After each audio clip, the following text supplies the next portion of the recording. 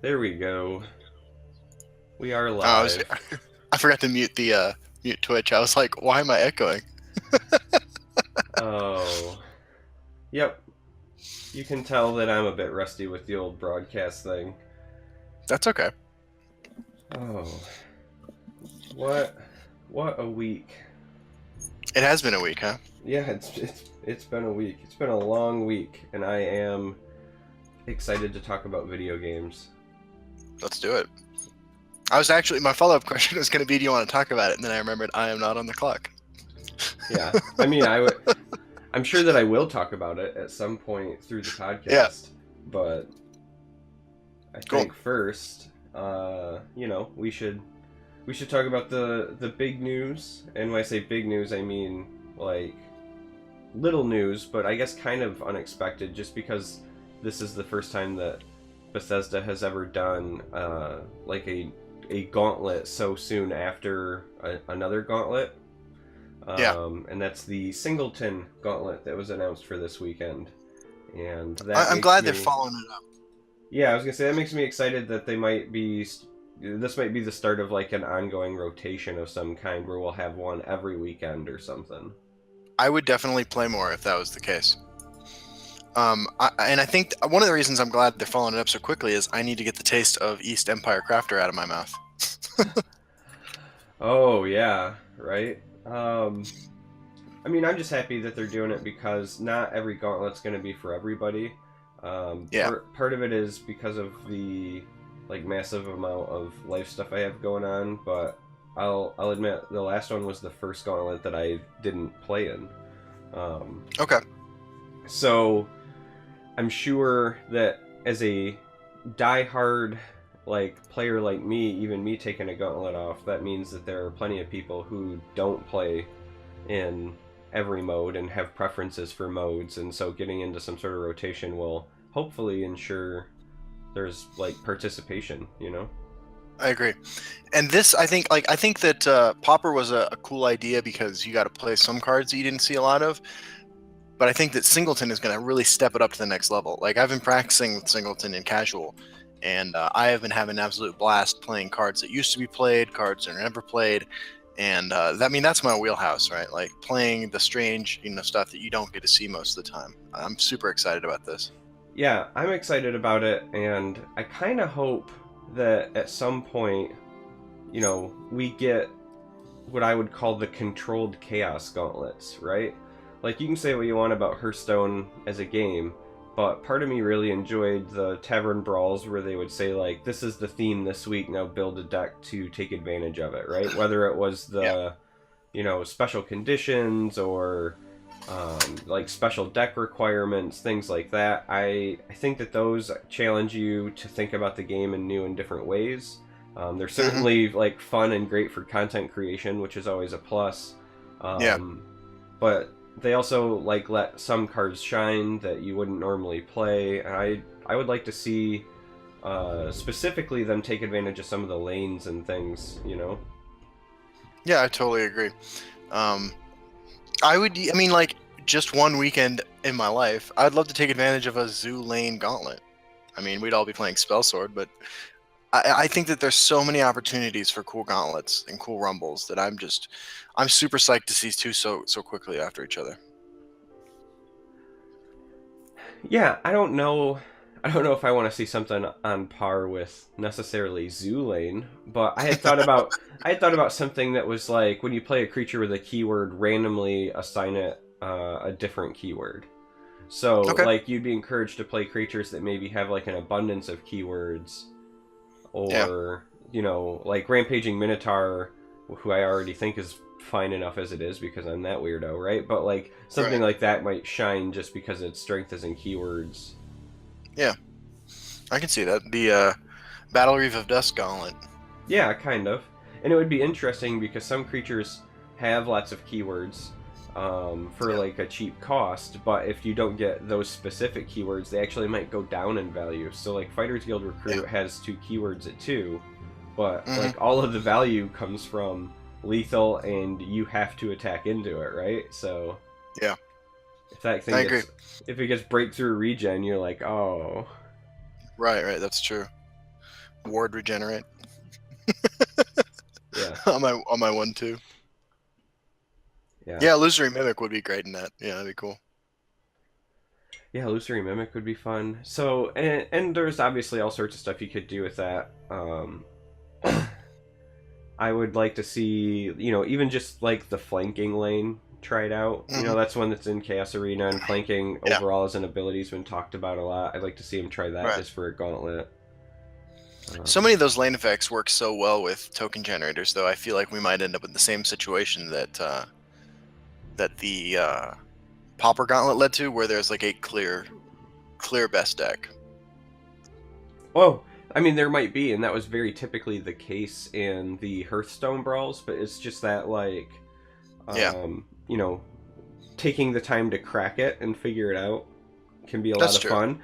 And I agree with that. you can potentially, so with this game, unlike Hearthstone, the presence of the second lane can be your potential for balance, right? So, like, you might have one lane be a flanking lane, but then you might have the other lane be like, when you play a creature here, deal 1 damage to all other creatures or something.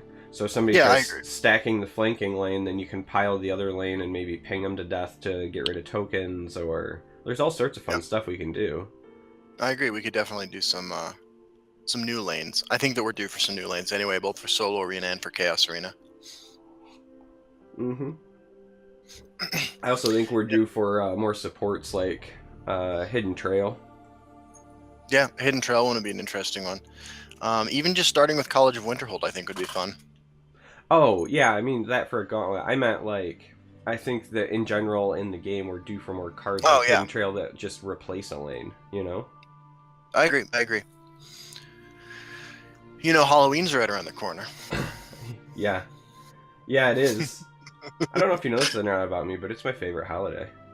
Is it really? It is. It's 100% my favorite holiday. It has been my entire life. I've said on stream before in the past that it's the only holiday that has something for every age group, which I think is part of the appeal, right? When you're like real young, you enjoy dressing up. Get a little bit older, and you enjoy like what I call the candy hustle. How many houses can I hit? Figuring out who gives full size and king size candy bars, etc., etc.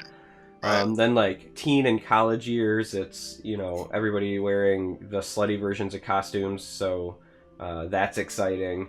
Then when you hit like your like early 20s, mid 20s, etc., depending on the point of your life you're in, you get to do the cool like couples costumes, attend like those kinds of fun parties, and then you get to be the person giving out candy, but then you can like make your house be the cool house on the block and go overboard with decorations, or have like a haunted house in your garage and do those things. And then when you get really old, you can be the person who gives out like apples instead of candy just to spite kids, because that's what like is your duty as a senior citizen, or to give out pennies or something.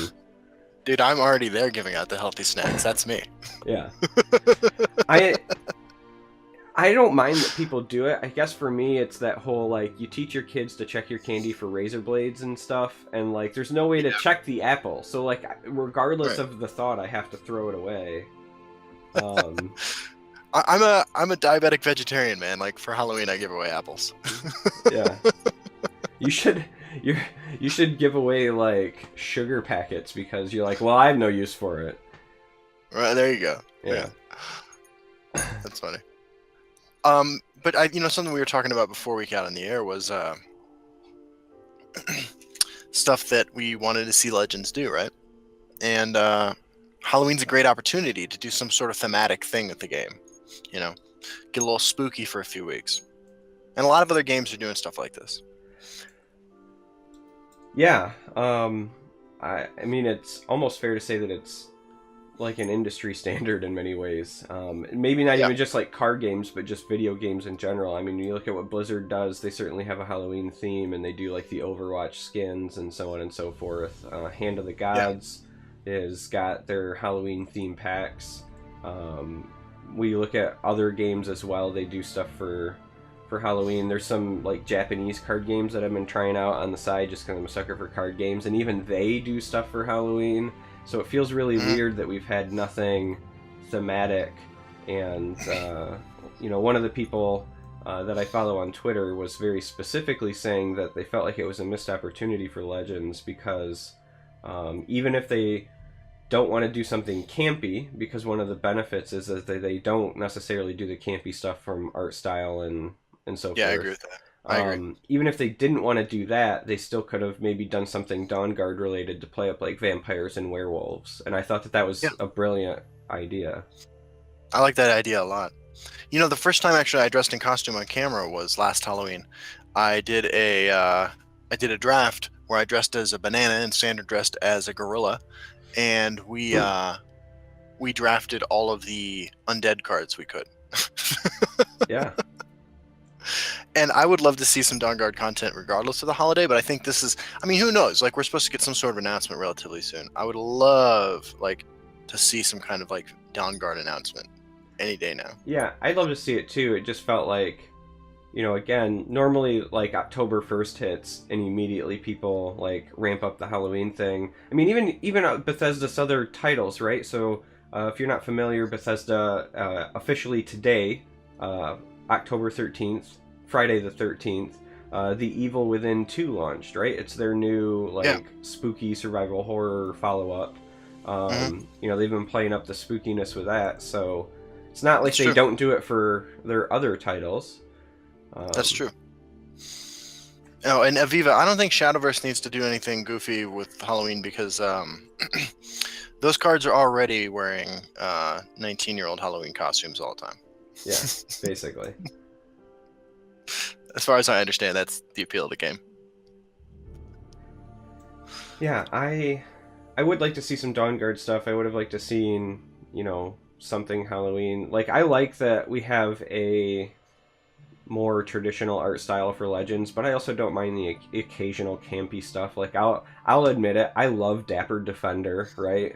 So, yeah, I agree. As long as it's not the overall art style, but if it's a onesie twosie thing, then I'm all for it. Give me an alternate art version of something.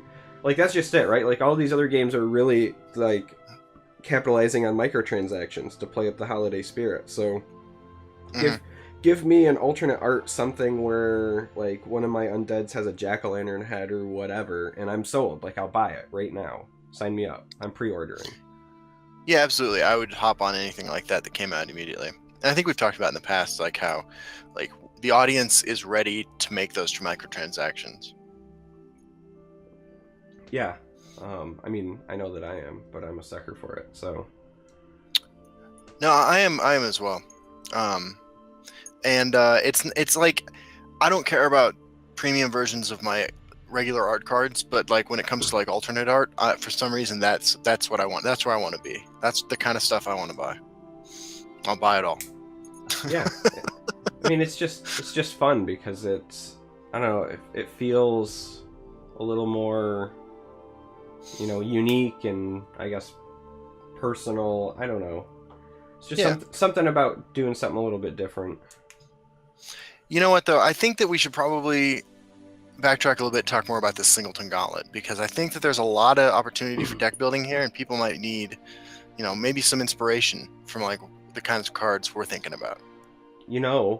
We could combine the two thoughts and say, oh crap, potentially you could play Singleton Gauntlet, and since it's just a fun mode anyway, try to do the Halloween Singleton Gauntlet where you only put spooky cards in your deck.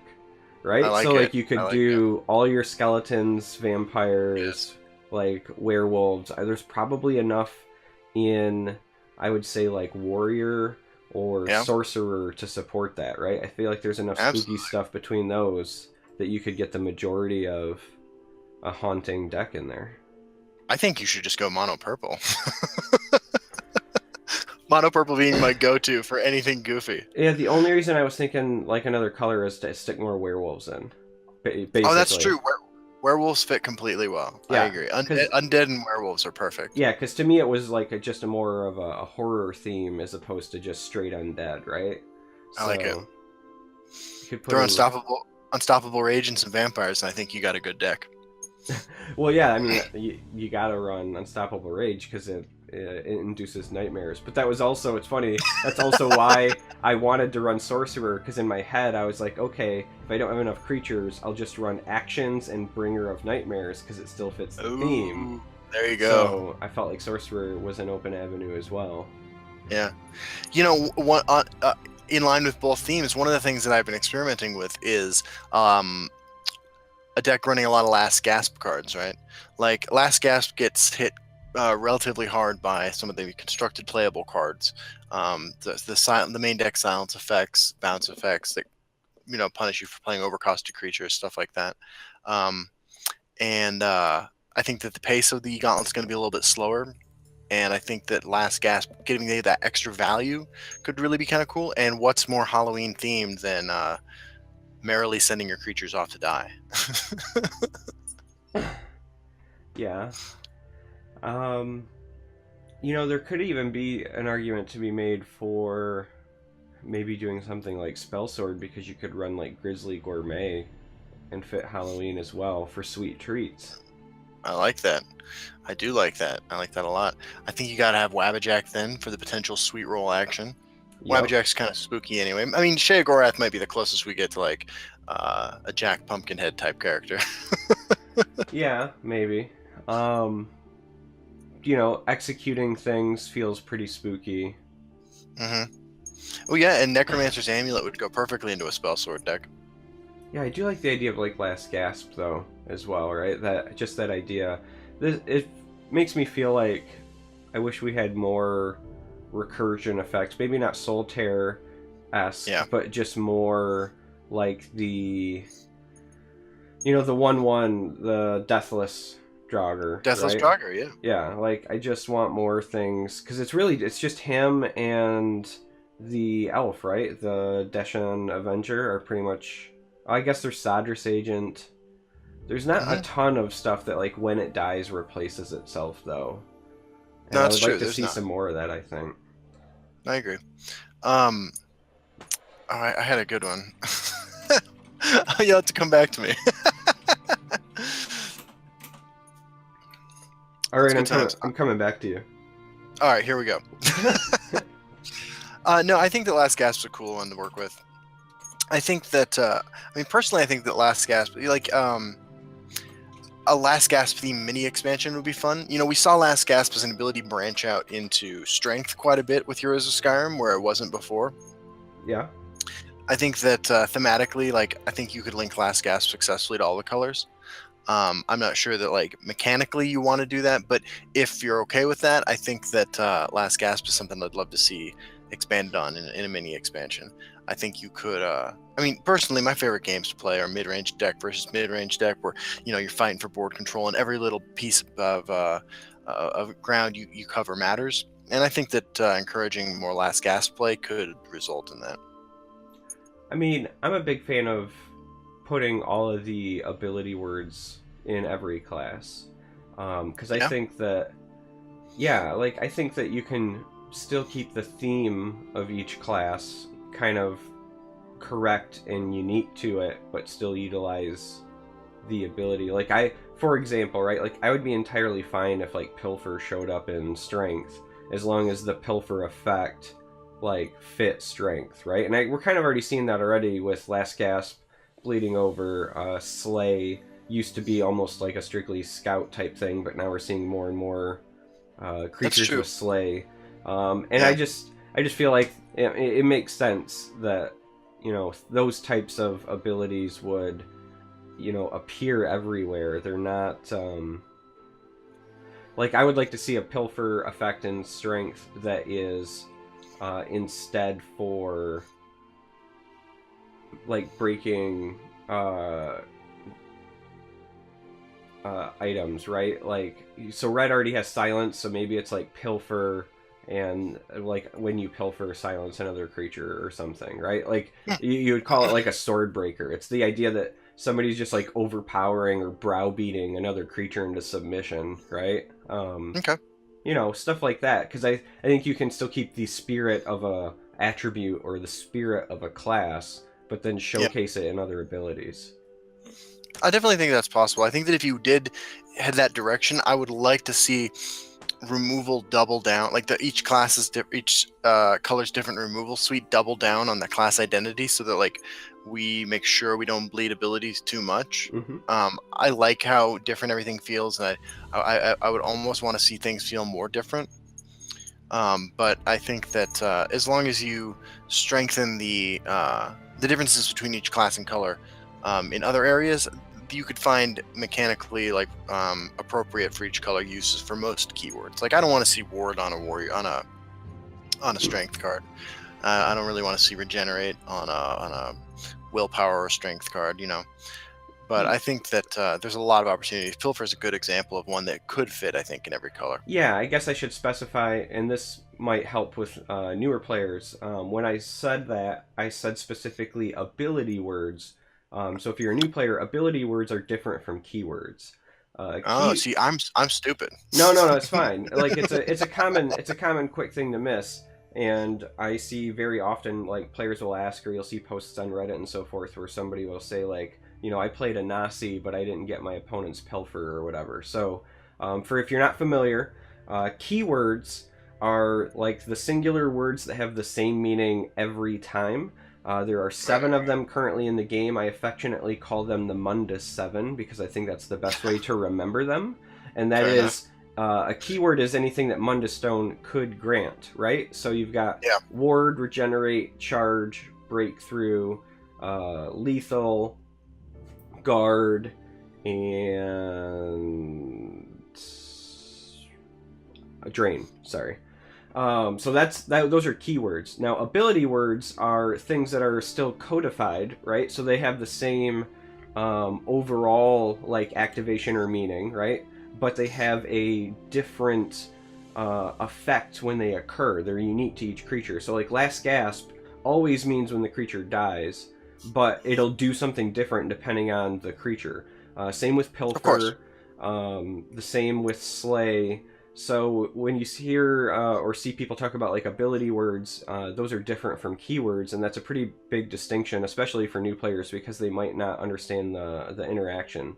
But I think ability words can fit across any attribute or any class as long as whatever the trigger is fits that theme. I think it would open up more identity, and I also think that it would open up honestly some more like interesting decks. You know. Ultra Assassin, for example, people almost always pick Assassin when they're, you know, as their first go-to Ultra deck because of all the Last Gasp synergy, but if we open up Last Gasp to some of the other classes, then we might see more than just, you know, I can see that. The handful. Anything that gets Ultra Despair into more hands is into more decks is something I approve of. So the singleton format I think is interesting for a couple reasons, right? Like first of all, it's an opportunity to take the shell, right, that you would put in any class, like, you know, the 15 cards that you definitely want to see. I'm sorry, my cat is making an appearance again. Yeah, that's my apologies. She loves to show up this time of night. Every time, man. You might as well just put her on. I know, you know, it's one of those things like she has her own schedule, right? And so it happens to be that this time at night, this is when this happens. We need to get a second webcam for you, and I'll make like a little box, and we'll just call it Cat Cam, and it'll be up in the corner. That'd be fantastic. But like, you know, let's say you're playing a deck that has green in it, right? Like you're likely to include Fighters Guild Recruit, Thieves Guild Recruit, right? You're likely to include Brotherhood Slayer, Leaf Lurker. Probably the 2/2 spider with lethal that shackles something in its lane.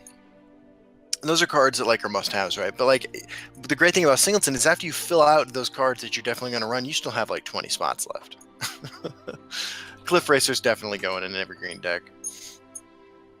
But what you're going to do next is like, for example, in one of the ones that I've been working on, I was looking at like finishers you don't get to play a lot, and I was like, you know what?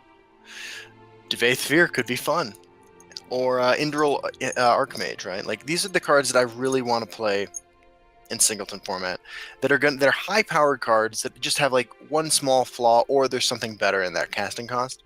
And that is why I think this is the best Gauntlet format by far they've had so far. Yeah, there are plenty of creatures that I would love to shoehorn in for exactly those reasons. I think that like Quinrall Burglar could be a big surprise because Absolutely. not only is it a good time to include it, but that also means that there's only one lightning bolt that you have to worry about when you play Right. it. Yeah. Similarly, Night Talon Lord, there's only one javelin you have to worry about, and he is a house. Absolutely. The Batman is the knight, right? Like I call him Oh yeah. Batman because one, he's a giant bat, and two, when you play him, he says, "I am the knight," right? So Yeah. Yeah.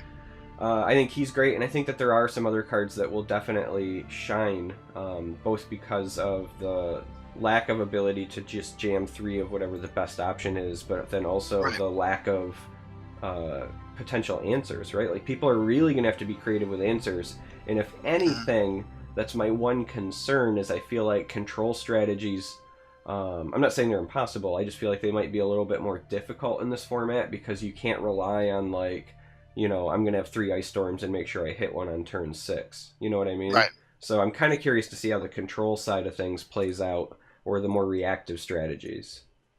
I think that there are a lot of, just like there are a lot of like tier 2 giant threats like Devaith Fear. I think that there are a lot of removal spells that people frequently overlook, right? Like we think of Javelin and Execute as like the go-to willpower cards, right, for removal. But I believe in this format, like, you're going to be able to play Spiteful Dremora potentially. I think you're going to be able to play, one copy of Immolating Blast, one copy of Dawn's Wrath. Obviously, you have access to Manticora, and that's a shoe-in for these sorts of decks. I think that you're going to be. I think that there's a lot of stuff out there that people just don't play because there are slightly better options or more situationally useful options. And I think that including all of them and like seeing what kind of cool interactions come up is going to be one of the cool parts about this gauntlet.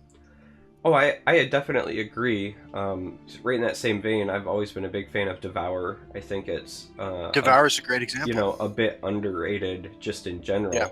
Yeah. However, a lot of those are also tier 2, in my opinion, because they're so situational. Yeah. And not having the right answer at the right time really means those bombs are going to be impactful, right? Like, this might just be... Right. It's interesting. This might be an arms race kind of gauntlet. We'll have to see how it plays out, but this very well could be the, who gets the right bomb at the right time. I agree. I think that a good place to start, if you're kind of in the dark as far as where to start for building your singleton deck, would be to take a class you want to examine, and then jam one copy of every conceivably playable prophecy card in that combination of colors in your deck. I think that's the best place to start, right? Because I think having a high prophecy count in a format where people might not be thinking, oh, I should be playing this card, like this is a subpar card. I think that could be a way to take advantage of people, take advantage of games. I think that a good second step would probably be to look at what's definitely... I feel like the 3 multicolor cards for in some classes that you have access to are almost all shoe-ins. I think that the exceptions are a couple of the Heroes of Skyrim, spell effect ones. I think that those are cards you definitely want to throw in there. And then from there... Go ahead. I was going to say, I think the Warrior one could be a little suspect, if only because I'm not sure that there's enough orcs in Singleton, right? So that's a good point. That's a good point. Obviously, I was going to say, obviously Sower is fine, but I think about the Chieftain. I do think that... I've always thought that Warrior's Rage, or whatever the Heroes of Skyrim Warrior card is that buffs a creature and an item in your hand by +2/+2, I've always thought that card's good. I've played around with it quite a bit. I think that's a card that you might be able to make work. You'd have to commit to a more aggressive strategy where you're having, enough reasonable items in your hand to make that work. But I do agree that Warrior would be a difficult one to pull this off with. So, as somebody who's been on the receiving end of it from a particular challenge, what do you think? What do you think about, just for fun, something like Flesh Sculpture to potentially let you surprise get like 2 or more copies of certain things? That's an interesting question. If the format trends towards something slower, something more control, like an arms race type situation, and you like the tempo loss of playing a turn 3 do nothing isn't that big a deal, I think it's reasonable. I mean, let's say there's this board state and a deck you're facing against where Devour is never going to do anything. Okay, never going to do anything particularly relevant. Flesh Sculpture can make Arrest Odoving. You know what I mean? Yeah. It's not always going to. Sometimes it makes it a Sharpshooter Scout. But I mean, look, I think that this is more than a deck building challenge. I think that this is a skill testing challenge. This gauntlet, right? Because you do need to situationally handle everything that comes up, and there's going to be more stuff coming at you than you face anywhere, right? Even in arena, Yeah, you're going to have more bizarre situations coming up. So I think that in the hands of somebody who's ready for that, I think something like Flesh Sculpture giving you a fresh set of 7 or whatever is potentially really powerful. I mean, that's why I think that Telvanni Arcanist, Revealing the Unseen, College of Winterhold, I think these are really strong cards. Moment of Clarity, I think, is going to be an all-star in blue decks. Yeah, I mean, those were kind of what led me to ask the question, because in my head, from an intellectual standpoint, part of the skill in this format is going to be not only identifying like what you expect to see in terms of like some of the lesser played cards, but also the whole like, I know there's only one of them, so if I bait this specific card out, then I should be home free. Like Lightning Bolt and Cornwall Burglar are the perfect example. If I can bait the Lightning Bolt before I play the Burglar against a blue intelligence-based deck, I'm probably safe to then play said Burglar. But any of those randomized cards, be it Flesh Sculpture, be all the amazing, intelligence options you listed. Another one that came to mind was the Battle Mage one, where you get 3 random cards as well. Battle Mage is on. That card's going to be great. That card's going to be absolutely that great. really throws it for a loop, because now, like, it's just stuff that you can't plan for, and it's stuff that either might give you multiple copies of stuff you were running or access to additional things that weren't in your repertoire. So, I think I didn't get a chance to do this earlier, but I wanted to give a shout out to DCDeacon, Pete Hines. Thanks for showing up. We love your game. Yeah, absolutely. And if you ever want to be a guest, please let us know. Yeah, I might have to boot Justin off of the layout just to. Actually, I would boot myself off. No. You should definitely take me off. I'm not looking great today. Actually, this is not my. This is not my best luck. I haven't looked good all week, and everything is suffering as a result. I was really sad when I signed on to get started, and I was kind of looking at things, and I just happened to glance my my YouTube subs, my Twitch followers, and my Twitch subs are all smaller than they were a week ago, because I've taken this week off for family stuff. Yeah, people are bailing, but that's all right, man. It'll be fine next week when I get back to normal. For those of you who don't know, it's been a very busy period. My mom recently passed away. Like this weekend in particular is kind of a hellish nightmare. Today is my 10th wedding anniversary with my wife. We've now officially been married 10 years. We've been together for 17. I've been now officially with her more than I haven't been with her, right? It's like past the halfway period of my life. But we go right from that to tomorrow is my mom's funeral / memorial. And then we have more family stuff on Sunday. But once I get out of this weekend, content creation is hopefully coming back full force. I have a giant list of things that I'm working on that'll probably start showing up early next week. So we're all rooting for you, man. We're all here behind you, and if you ever need anything, you can reach out to a lot of us. And congratulations on your anniversary. Yeah, no, I mean it's it's kind of rare that people marry their high school sweetheart and they're still together 10 years later. So I got that under my belt. It's probably what I'm second most committed to, as opposed to the first most thing is this podcast, which is why I'm here instead of with my wife right now, because priorities. I have to tell everyone, like, I even sent Charmer a message on Twitter. I was like, hey, man, I know you got a lot going on today. Like, we can do the podcast tomorrow. He's like, no, man, we're doing it tonight. Yeah. I was like, all right, dude. Yeah, no, like, last week, my mom passed away, and same thing. He's like, hey, man, do you need time? I was like, no, we're doing this. Like this, I look forward to this every week. I Absolutely. love this game. I love this community. I love Yeah. Justin. So, Yeah, I love you too, man. speaking of which, for those of you who don't know, Justin's snagged himself quite the catch. He's engaged, and I keep poking him when I he's am. gonna get married because I need to know in Yeah. advance so I can plan to come out It's going to be in May. in May. Yeah, Sandra is in her last year of college right now for her undergrad, and if we get married right now, she loses her financial aid. Oh, fair. So, like Yeah. end of May, it sounds like. Yes. So my birthday present to myself, because my birthday is May 25th, would be getting to come out and see Very Justin. nice. Yeah, absolutely. That'd be cool, man. That'd be definitely cool. We could storm the Direwolf digital offices. You know, it's funny. A guy who follows me on Twitter, who runs a travel blog, was saying, "Hey, I'm traveling through Denver. What should I do in town? What are you doing? You want to hang out?" And I was on my way home from work, and I was like, "Well, I'm really busy, but like, if you want to come, I'll give you a tour of the office. You know, and you can see what we do at the nonprofit I work at." He's like, "Awesome." So he came in. I showed him around, and then afterwards, he's like, "What should I do next?" And I was like, "Well, I can tell you how to get to the Direwolf digital offices." And so he went down there, and he got a picture with one of the guys, and it worked out. But I have to admit, I felt a little bad about it afterwards. I was like, I don't think I should have done that. But fortunately, it all worked out. Yeah. Yeah, you don't want to actually let me anywhere near there, or else I'll never leave. Like I'll bring a cot. It's a pretty cool place, man. They have this huge game room, like with like more board games than I've seen in my entire life. Yeah. It's pretty sweet. So I know that off of the air, if you will, you'd said that you were working on some assassin for Singleton. Yes. What are some of the strategies that you expect to see, even if it's not necessarily something that you're going to play? What would you expect to see this weekend?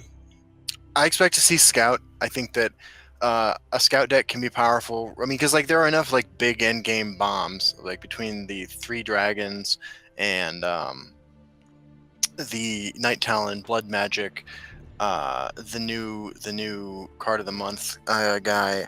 I think there are enough late game bombs so like you can play a pretty traditional Scout game. I honestly think you still run Solitaire even though it's a Singleton format. I think you do as well. Yeah. And I think there are enough ramp options that aren't really played because there's so many ramp cards. You know, you run Brynwolf, which is basically a kind of a ramp card. You run Histgrove, Tree Minder, Tree Speaker, all the stuff. And yeah, I was counting the Scout options, and if you count the new monthly reward card,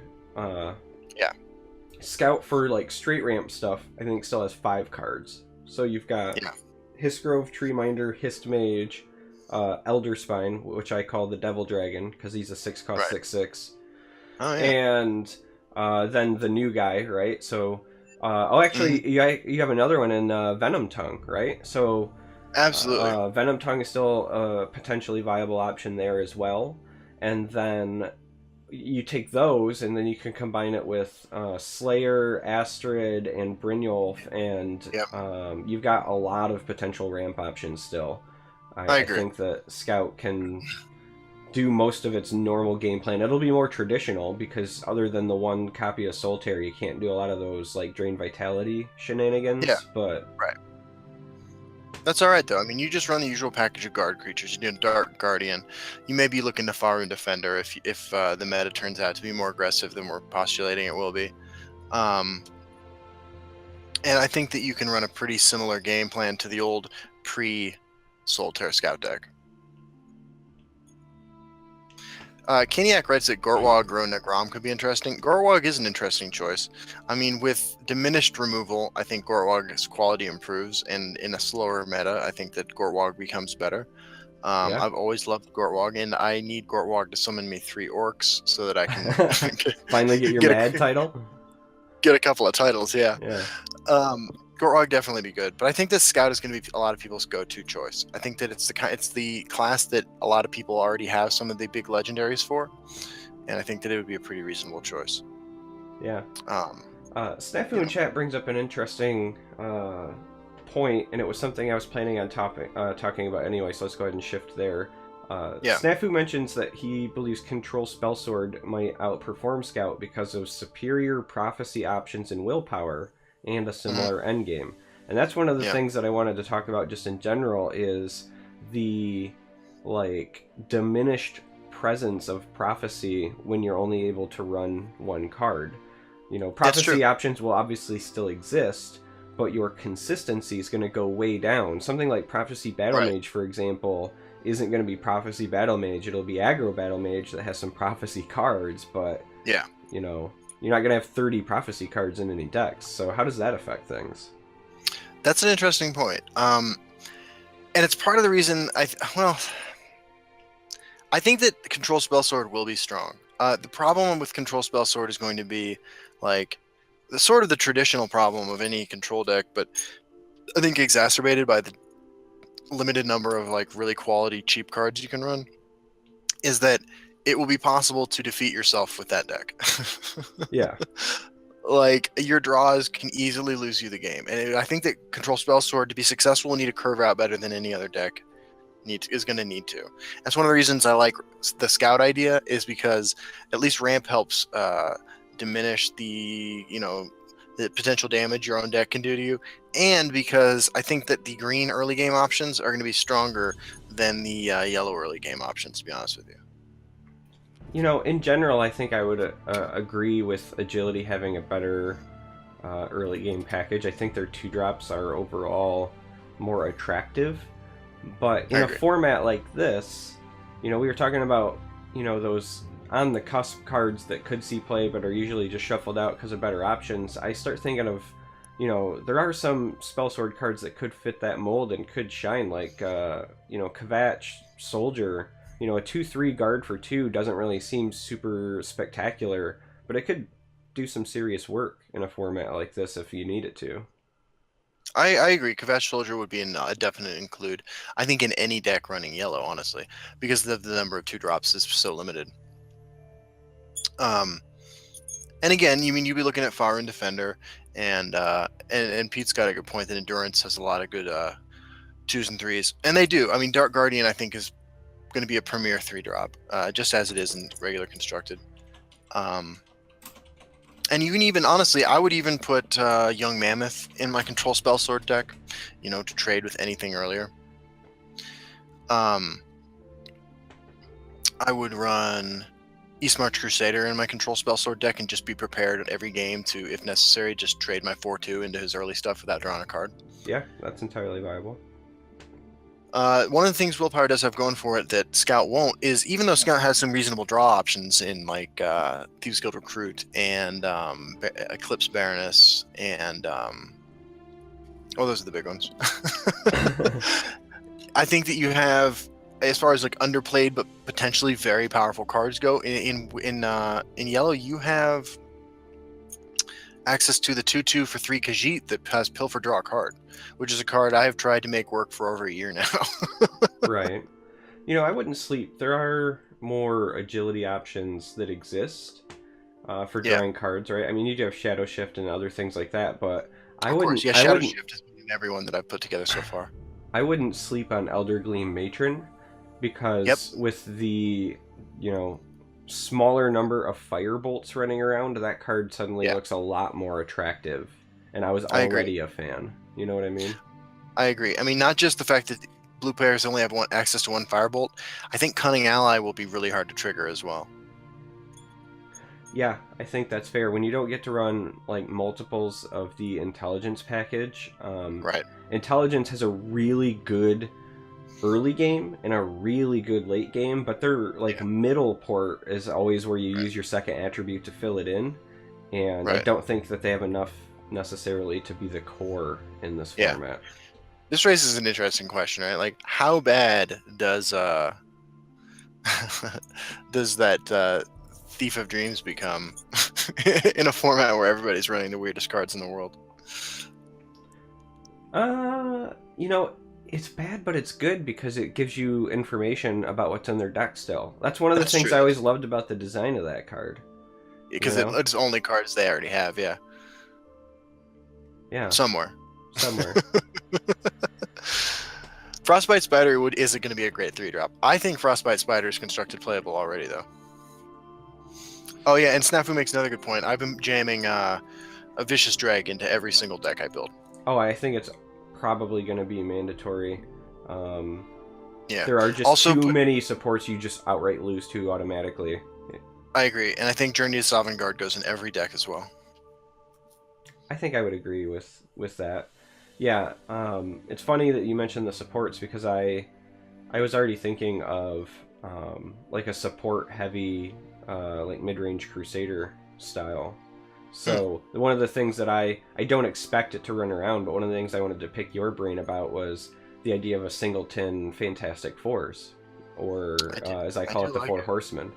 Well, I mean that works because so many of that deck runs like 7 or 8 unique legendaries when it's at its maximum. Right, it runs like 7 or 8 unique legendaries on top of you and I routinely like argued over stuff to put in it because there wasn't enough room, and now we're forced to make room, right?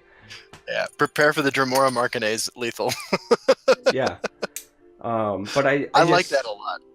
You know, I think about shoehorning in like one Unstoppable Rage, one Rothgar Forge. But the reason I mentioned supports, right, is when you think of the supports in Crusader, you know, you could do the one that makes tokens, one Divine Fervor, a Mundus Stone, a Rothgar Forge. Like, there's only one Vicious Drag in most people's decks, so pick your poison. You know what I mean? And I think you got in that deck, you got to jam Palmar. Gosh, what is the card that tutors up a support card? It's seasonal play. It got buffed like 6 months ago. Doggy Rot Mystic. Doggy Rot Mystic. Yeah, Parmar Rot is the other one, but yeah, Doggy Rot Mystic. I'm sure I'm mispronouncing it horribly. Sorry, lore heads. I'm slaughtering. There's a guy who comments on all my videos whenever I mispronounce anything, and he is actually my favorite commenter because I don't have any idea. I've played all these games and I still like butcher the words. Yeah. Yeah, I agree. Pete's got a good point. Crushing Blow goes in, I think, every deck as well, as it should be already. You know, there was a time. No, there was a time when it was a standard because there were so many cards that had 3 health that you had to deal with. And there was definitely a time when I think it was the best card in the game. Yeah. That time has passed. That time was when Moonlight Werebat was a 4/3. That is exactly what that time was. How about Dragon Mound? I've tried a couple games with Dragon Mound, but I haven't played it yet. Seems like it could be all right. Oh, I mean, in this format, I think it's fantastic. You think so? I do. If you are anywhere close to even at the time you play it, like, it's only bad if you're way behind on board state. If you're anywhere close to even, you can just attrition them out, because I can almost guarantee that over time the value of your cards will just be better than theirs. I can see that. Because what's the smallest dragon that you draw? 4/4? Yeah. Yeah, the green lethal or green slay. Right, or Mystic Dragon. Right? So there's 2 4/4s. So like literally you're just saying, you know, it's already at least turn 6 by the time I'm playing it, and you're just saying, alright, every turn from here on out, you're getting at least a 4/4 or better to deal with. Yeah. Snafu, I think that if that's the case and that's what the meta is, right, all other things being equal, the deck with Journey to Sovngarde wins, right? Because like you spend your early game trading your best creature with their best creature, and then you play Journey to Sovngarde and suddenly you're drawing creatures that are massive compared to your opponents. Yeah, and the other portion is that they are reducing cost, right? So any existing cards that were in your hand means you're now playing, you know, 2 threats to their 1, essentially, for a few turns. Exactly. Now, all other things won't always be equal, but I think that I would put my money in the deck with Journey as, you know, a few percentage points stronger, I think, than the deck without it. Yeah, there's a lot of cards that I think could be, you know, again, we were kind of joking about it, but like Wabbajack has the potential to just win a game. Yeah. You know? Yeah, because you don't have to think, well, I don't want to use my Wabbajack charge because my opponent's got X number of amazing threats, right? Because they have, you know, they have one of a bunch of random stuff. Yeah. I agree. Jack's quality improves. It also improves because of the diminished number of support removal cards. Yeah, I mean, even if you run every support removal card possible, you still are not running the number of support removal cards that most decks are already running with only the optimal support removal cards. Yeah. Because there's just not enough out there.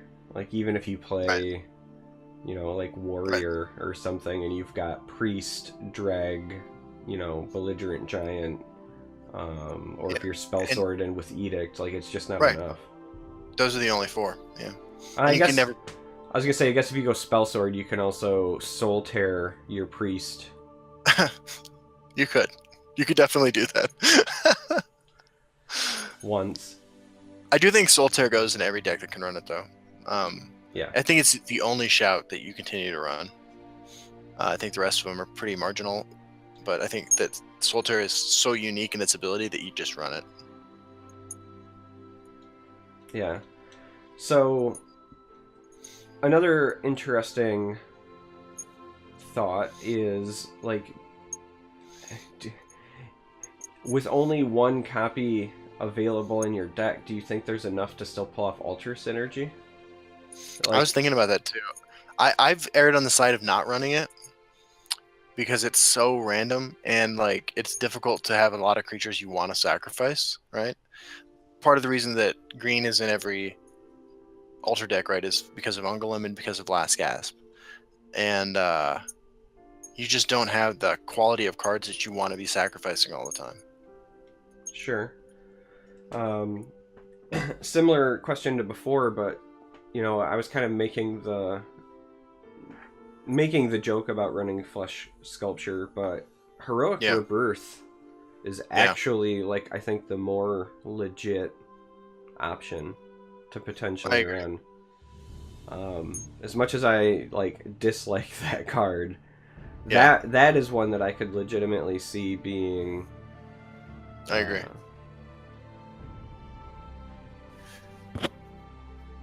Yeah, I can see that one being real strong. Because that one's, like, you don't have to give up your whole hand. It's, like, a more targeted thing. It's just, like, the one... Right. The subpar card that you want to ditch whenever you want to. It's not as much of a tempo loss. Because you're not, like... Right. I think everyone assumes you're playing those cards on curve, but, like, let's be honest. You're playing Heroic Rebirth, like, turn 8 when you're playing your 5-drop and you have nothing else to do with the rest of your 3 Magicka or whatever, right? So... Yeah, I agree. So let me ask you this, man. Let's say you had to hop in with a singleton deck right now to the Gauntlet. What do you take? Just off the top of your head. If it was me, it would be Mid-Range Crusader. Okay. Yeah, I just think that there's enough strong options for all the reasons I was kind of alluding to earlier, right? That deck is one where you and I frequently say, like, it'd be really nice if I could just fit this into it. Of course. Exactly. You get all of the unique legendaries still. You get all of the amazing, like, 3-drops. There's a lot of really good 3-drops in Crusader as well. Between, like, Dawnstar Healer, the true. Shadowfoot. I'm routinely cutting 3-drops from that deck as well. 4-drops from that deck. Even Regini Highwayman, I think, goes in that deck now.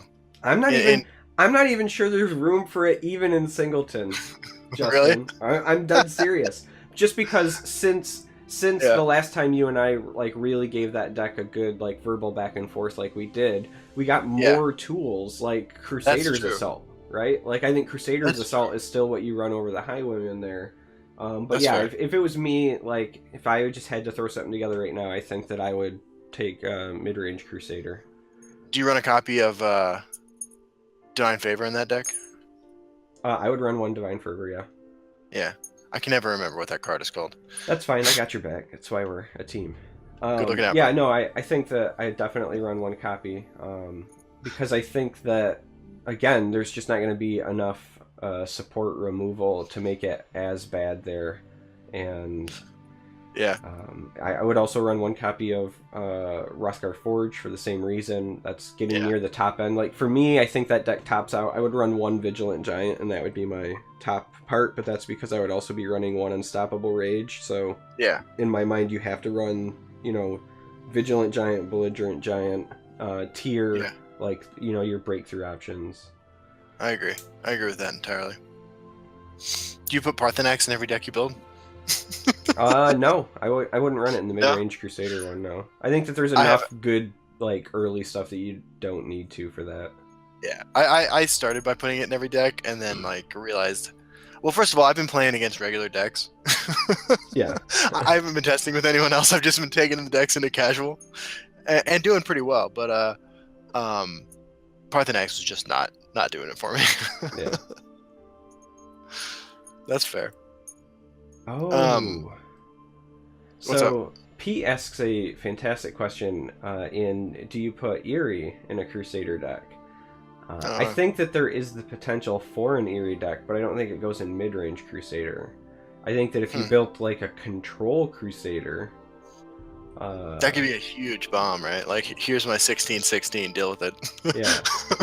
Like, I think that Control Crusader might have enough tools to also take a whack, and I would run potentially an Eerie in that, and definitely a Dremora Marky Mark in that as well. But I'm not sure that there's enough big things like in the general mid-range version, because there's still going to be a lot of 2, 3, and 4 drops. Like, that's the crux of that deck, is it's just really strong, like good for trading for board position 2, 3, and 4 drops. You fight for board and snowball. Right. Yeah, I like to think of Skaven Pyromancer as the poster child for that deck, right? Because like you win on the margins. Yeah. and that card is like one of the best examples of a card that lets you trade up in the game. Yeah.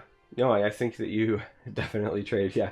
Pizo's Dremora is a 2020 live the dream. Fun fact, I lost to somebody playing Dremora Marky Mark on the Funky Bunch.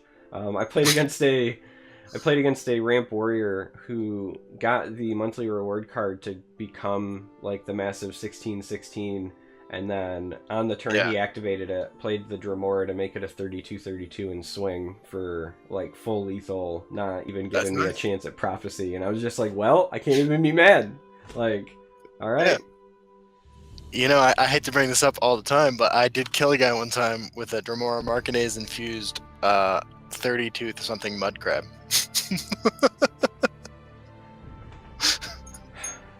I mean, that's a legitimate question. Does mud crab go in every deck just because memes, right? Like, to me, mud crab, I know mud crab's like the community poster child for 1-drops, but my personal mud crab is always Shadowmere. I put Shadowmere in a lot of my decks in the beginning. I stopped doing it after a while. I don't know. I think Shadowmere is actually a reasonable include in any of these decks. But yeah. Blizz EXE wants to know why we're not filed under podcasts. I don't know how to answer his question, but he's been asking a lot of questions about this. Legitimately because we have a very targeted topic. We're not like a general podcast. We're very specific, and I find that our audience isn't one of a general nature, but just for this game. We only really talk about this game and then like trips to prison and my sorrow. So we list it here. It's like 40% life lessons and 60% Elder Scrolls Legends. Yeah.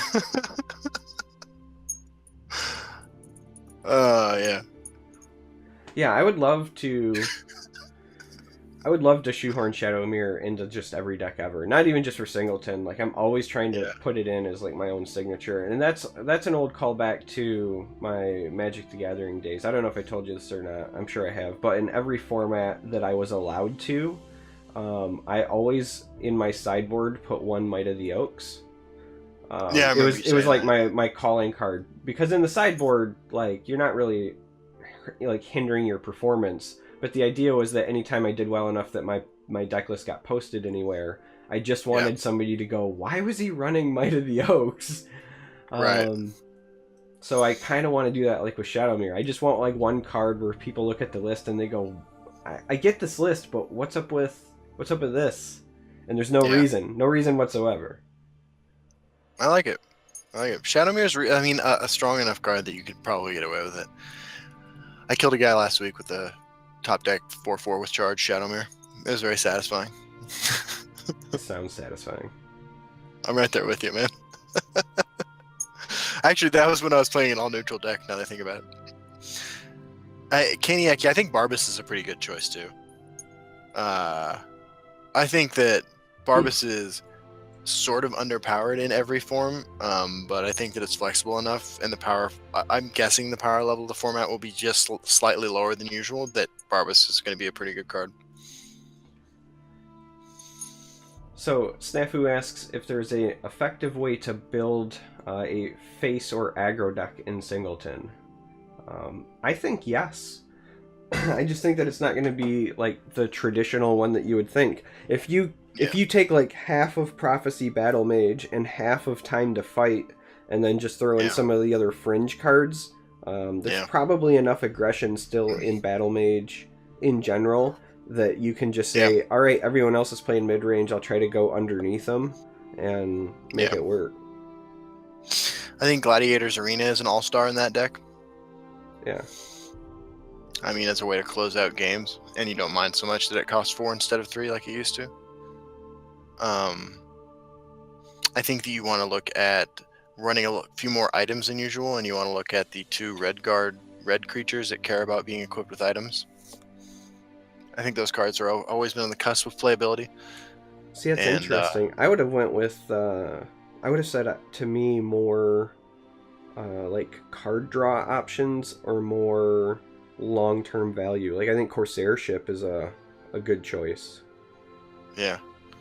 I think Corsair Ship goes in the deck too. You run all the charge creatures. I think you run the 6/3 that removes guard from a creature. Dread Clanfear is going in your aggro Singleton Battle Mage? I think you curve out with Dread Clanfear, absolutely. Wow. Because, I mean, here's the thing. That deck, without the removal options or the ability to get through guards, without being as fast as it usually is going to have to answer some guards, right? Yeah, I just still think that... I legitimately feel like there's still enough options even without it. Maybe. Earthbone Spinner, Bone Bow, of course, Shield you definitely Breaker. run both those. Yep, you run those 3 for sure. I think Markarth Bannerman is an auto-include. Even in an aggressive deck. Just because it's so much harder to answer. Intimidate? No, I would not run Intimidate. Intimidate's not going to kill anybody. Dread Clanfear might. I mean, I said might, right? But, like, I would not run Intimidate. I can see Intimidate actually being situationally, like, the best card in the deck, but I would not run that card. Seeing a lot of people ask about Munda Stone. I expect to see a lot of it. Yeah, I do too. Unfortunately. Like, it's going to be a thing. Whether or not it's good, like, even if I legitimately say right now, like, yeah, I don't know if it's going to be, like, quite good enough, doesn't matter. You should expect to see Munda Stone. Absolutely. It's going to be played. I'm not going to play it. Because here's the thing. Munda Stone can be really, really powerful. What Munda Stone does for me is give my 1/1s breakthrough and my and my 1/1s charge, and every other creature I have regenerate. Yeah. The only reason I'm not higher on it is I expect to see a lot of mid-range style decks, and what I think that the other support options do, like Divine Fervor or even like Hrothgar Forge, is they give you a more immediate value, like right after you take the tempo loss. So like Divine Fervor, if you have presence on the board, might even not be negative at all, right? Like if you've got 2 or 3 things on the board and it lets you trade up or like make value trades, then you got your value already. Hrothgar Forge, you're probably taking, some negative tempo, but if you get, quality item the next turn, you've already got at least some of that back, right? But with Munda Stone, unless you're getting like charge as the next one, and there's no way to guarantee that. I mean, it happens for my opponent. Yeah. I mean, I'm not saying it doesn't happen. I think that the potential to get like the return Yeah. on your investment is lower than Yeah. the other options. I agree. I'm not huge on Mundustone. I think Mundustone was the only time I think like Mundustone was a reasonable include and constructed was when Histgrove worked the way it used to. Yeah. Even then, I think it was not a great choice, but I definitely think it was at its best then. I don't think Mundustone's particularly a good card. I also thought it was okay during like the early parts of the game's history when everything was like mid-range archer and control mage, because I felt like it could break control mage mirror sometime. I agree with that. If you guys don't remember what it was like playing like a year ago, there was a Yeah. time when it was like action assassin, mid-range archer, and control mage. And those were like the decks. And control mage wasn't running any ways realistically to deal with supports because nobody else was playing supports. Right. And so sometimes every now and then like a sneaky Mundustone would work its way into control mage and it would help you break the mirror. Right. I will say though, that's back when I was playing, when I finished top 10 legend, and I did that entirely with scout. Yeah. Pre-Histgrove. Yep. But yeah, I mean, people were just not the caliber of games you were facing were. I mean, not right now. Yeah, I was gonna say there was a lot of reasons for stuff like that. Not only was the card pool smaller, there were a lot of over-tuned cards at the time, but and I legitimately feel like this was a big part of it. The overall player base, like as a whole, just was not where it is today in terms of collection. So I totally agree. Most people like they built their deck and then they played their deck. So like if you built control mage, like you were playing control mage, and so that's why there was much less ladder diversity, not because there wasn't a desire, not because things weren't viable. I remember like day one when I started playing at the time, I said I really want to get the stuff to build mid-range sorcerer. I feel like a ward centric deck would be really strong. And like 3 or 4 months later, it was the best deck by far, but just nobody had the collections, right? Like you couldn't shift or pivot and just play something new. I remember when the original Team Prophecy was a thing. That was, and Archer became like the first big deck to beat in open beta. Like we spent like a month trying to brew up because like, you know, the natural idea is, well, this deck wins by pinging stuff and like blah blah blah. So like, let's build a deck full of ward creatures. We probably spent a month like testing out different sorcerer builds as a group, trying to find one that just consistently beat Archer, and then we ended up with one that did pretty well and proceeded to be unable to beat anything else. Yeah. Well, it's just, like I said, it was a combination. Control Mage was still way over-tuned at the time. Yeah, we lost every Control Mage match we came up against. And Archer was still probably 50-50 because the Archer at the time ran the pre-nerf Burn and Pillage. So all they had to do was like ping your wards, and then Burn and Pillage wiped your entire board. Not to mention Soul Rest Marshal into Triumph at Jarl. Oh yeah, I forgot about the turn 4 with the ring. You auto lose because my opponent just played his entire hand. Yeah, it was fun. Good times. Oh, hey Romanesque, how you doing, man? He says news from Reddit: Unstoppable Rage is uninteractive because you are forced to play around it. I don't know about uninteractive, but it is unstoppable. Yeah, I remember seeing that thread. Like I don't want to like over talk about things or call anybody out or whatever, but like I will say this: one of the things that came from that, and I just feel like it's a good topic to talk about in general, was the idea that cards can be oppressive because they force you to play suboptimally, right? So it's not necessarily that a card is overpowered; it's just that it's oppressive. And I always laugh whenever I see things like that. Like the phrase playing suboptimally, if it's ever used in any context other than I made a play mistake, always baffles my mind, right? Because it might not be the fastest way to play, but it's not suboptimal if it was the right play, right? Like those two statements, those two ideas don't like go hand in hand. The best example I can give is like if I've got a handful of creatures and it's turn 5, and I know my opponent might have an Ice Storm, it's not suboptimal to not play those creatures, even if I'm playing an aggressive deck, right? Like, it's not the fastest path to victory, but saying that it's forcing me to play suboptimally is wrong, because like that's the whole point of a card game. Like, you feel out your opponent, you expect things. Sometimes the right play is to do nothing or to do something that is not your traditional path. So it's not suboptimal if it's the best play. Right. That phrase, like, doesn't go hand in hand with me. And so, like, one of the complaints about Unstoppable Rage often is that people say, like, well, I can't fill a lane because then they'll one turn kill me, but I can't play nothing because then I can't kill them. And so it's forcing me to play suboptimal, and it's not the case. It's just knowing, like, don't flood the shadow lane. Right. Don't give them, don't break runes if you can't respond to a creature coming out. Because, like, the two biggest play mistakes that I see with Rage is you either flood the shadow lane, and then my opponent plays something there, you can't trade with it, right? Field lane is important when you're playing against Rage, so that you can trade into anything they play. And then you don't break runes, because it's backbreaking if somebody gets, like, a Moonlight Werebat, and now you're out of Magicka, you have no way to kill it, and then they use that to Rage.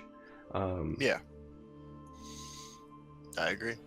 So, yeah, that's my long rant, but the too long didn't read or too long didn't listen version is, it's not a suboptimal play if it was the right play like that.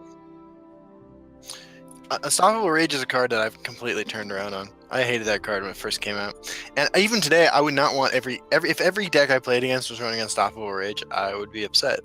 But I'd be upset about any deck that I play over and over and over again. Unstoppable Rage is just a really powerful effect, and I'm glad it exists. That's my conclusion.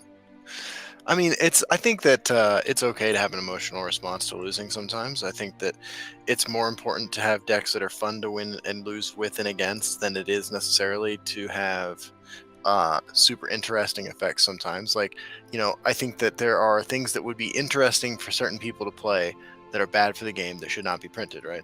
I used to think Unstoppable Rage was one of those cards, and I've kind of come around on it. So, yeah, that's my thoughts. Yeah, I've said it a million times, and I'll say it till I'm blue in the face. My biggest complaint about Unstoppable Rage is that there are not more cards like it. It's a card that promotes deck building synergy. It's a card that rewards you for playing creatures, to the field. Like, there's not a lot of removal spells that do that.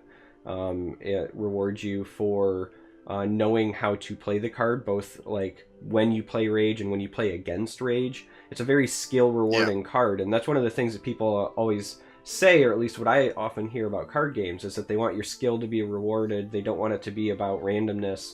And I think that Rage is a poster child for that. If you play correctly around Rage, you're fine, and if you make a mistake, you're punished.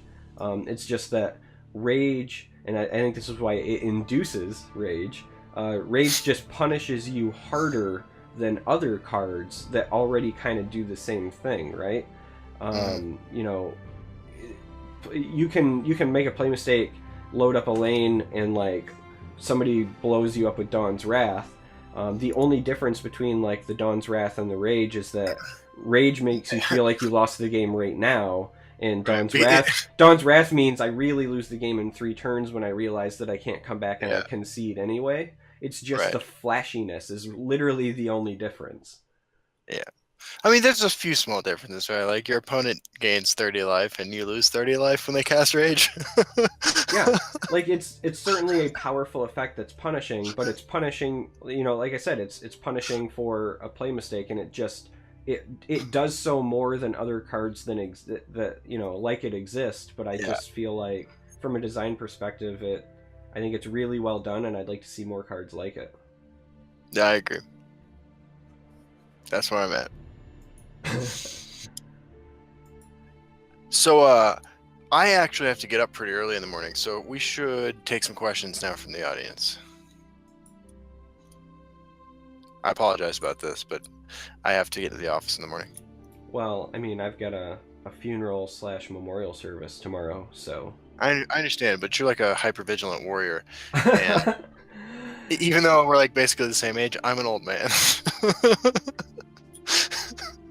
Yeah, I know. Yeah. Does it hurt you inside when like you do those things and then you also remember that I'm like 2 hours later than you already because of time zones? It does. I think about that every Friday. I'm like, damn, dude, how does he do this? Oh, a lot of coffee. To be fair, I suck. No, it's not that. I always say, whenever anybody asks me, like, Charmer, like, you work, like, 3 jobs, you stream, you have a wife and kids, like, how do you do it? And my answer is almost always, I have a wife and kids. Like, I have a 4-year-old and a 1.5-year-old. I stopped sleeping a long time ago. So, Yeah. you know, I did the Dale Carnegie, like, class for professional development for one of my jobs a few years ago. And one of the things they said is, like, if you have insomnia, don't let the insomnia stress you out. Like, just don't worry about it. Get up and do something. And that's what I do. So all the time that I would have been awake, I just turn into more projects. That's fair, man. You're a badass. No, I'm not. I'm just a dad. I feel like I expended a lot of my potential badassery, like surviving my 20s, right? Yeah. Like there's a lot of situations I probably should have died. I didn't. Here I am. But like now at this point, like I just don't risk it anymore. I mean that's fair. I gotta take care of myself. I made it past 27, and I was shocked, and it was time to. We're all very, very glad you made it past 27. I am too. You know, I went to what did I do when I was 27? I got sober when I was 27, so that's what I did. So yeah, we'll do the. You know, we've been pretty interactive already, but we'll do the official interactive portion of the podcast. We'll open it up to questions, and one of the things that I would also like to pose as a question to the audience is, you know, if Legends had done something for the Halloween like theme like so many other games do, you know, A, would you have liked them doing that, and B, what would you have liked to have seen them do? Oh my god, I just had an amazing idea for a video. I know what I'm recording on Halloween. Oh, I can't wait. I'm going trick-or-treating. I don't know why you didn't think of that sooner. If it's not Orc goes trick-or-treating, then you have let us all down. Like, bro, that's exactly what it is. Except for instead of saying trick-or-treat when you get to people's door, you need to say like burn and pillage or something. Oh god, yes. Alright. Or like just voice lines from the game or something in general, you know what I mean? Get ready for that. I gotta go to a neighborhood where there are people who give out candy. I don't think I live in one of those kinds of neighborhoods. Like, if I had the stuff for it, I would totally dress up like a Nord Firebrand and just run around like to children saying time to fight. Oh my god. You could become one of my clients. In 8 to 15, I'll see you in my office. Oh. Sibling says that he would have liked to have seen a weird chaos arena for Halloween. Yeah, that would have been cool. Oh, Faz's God, I like that. Pastry chef turning creatures into pumpkins. Oh, that would be amazing for a day.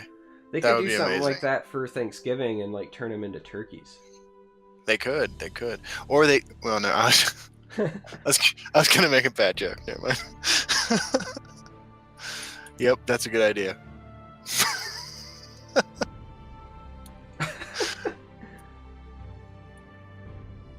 I feel like, yeah, anyway.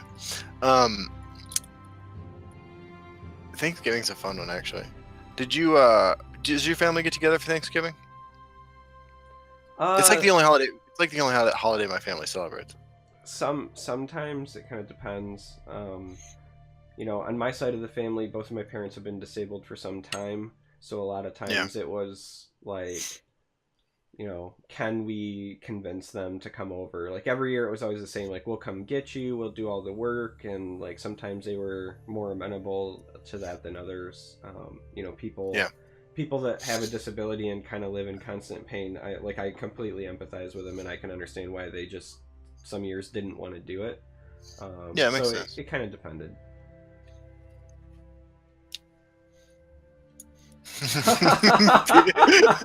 Peter writes, I think they should work on new content and cards and get those out in November and not get distracted by Halloween. I totally am on board with that.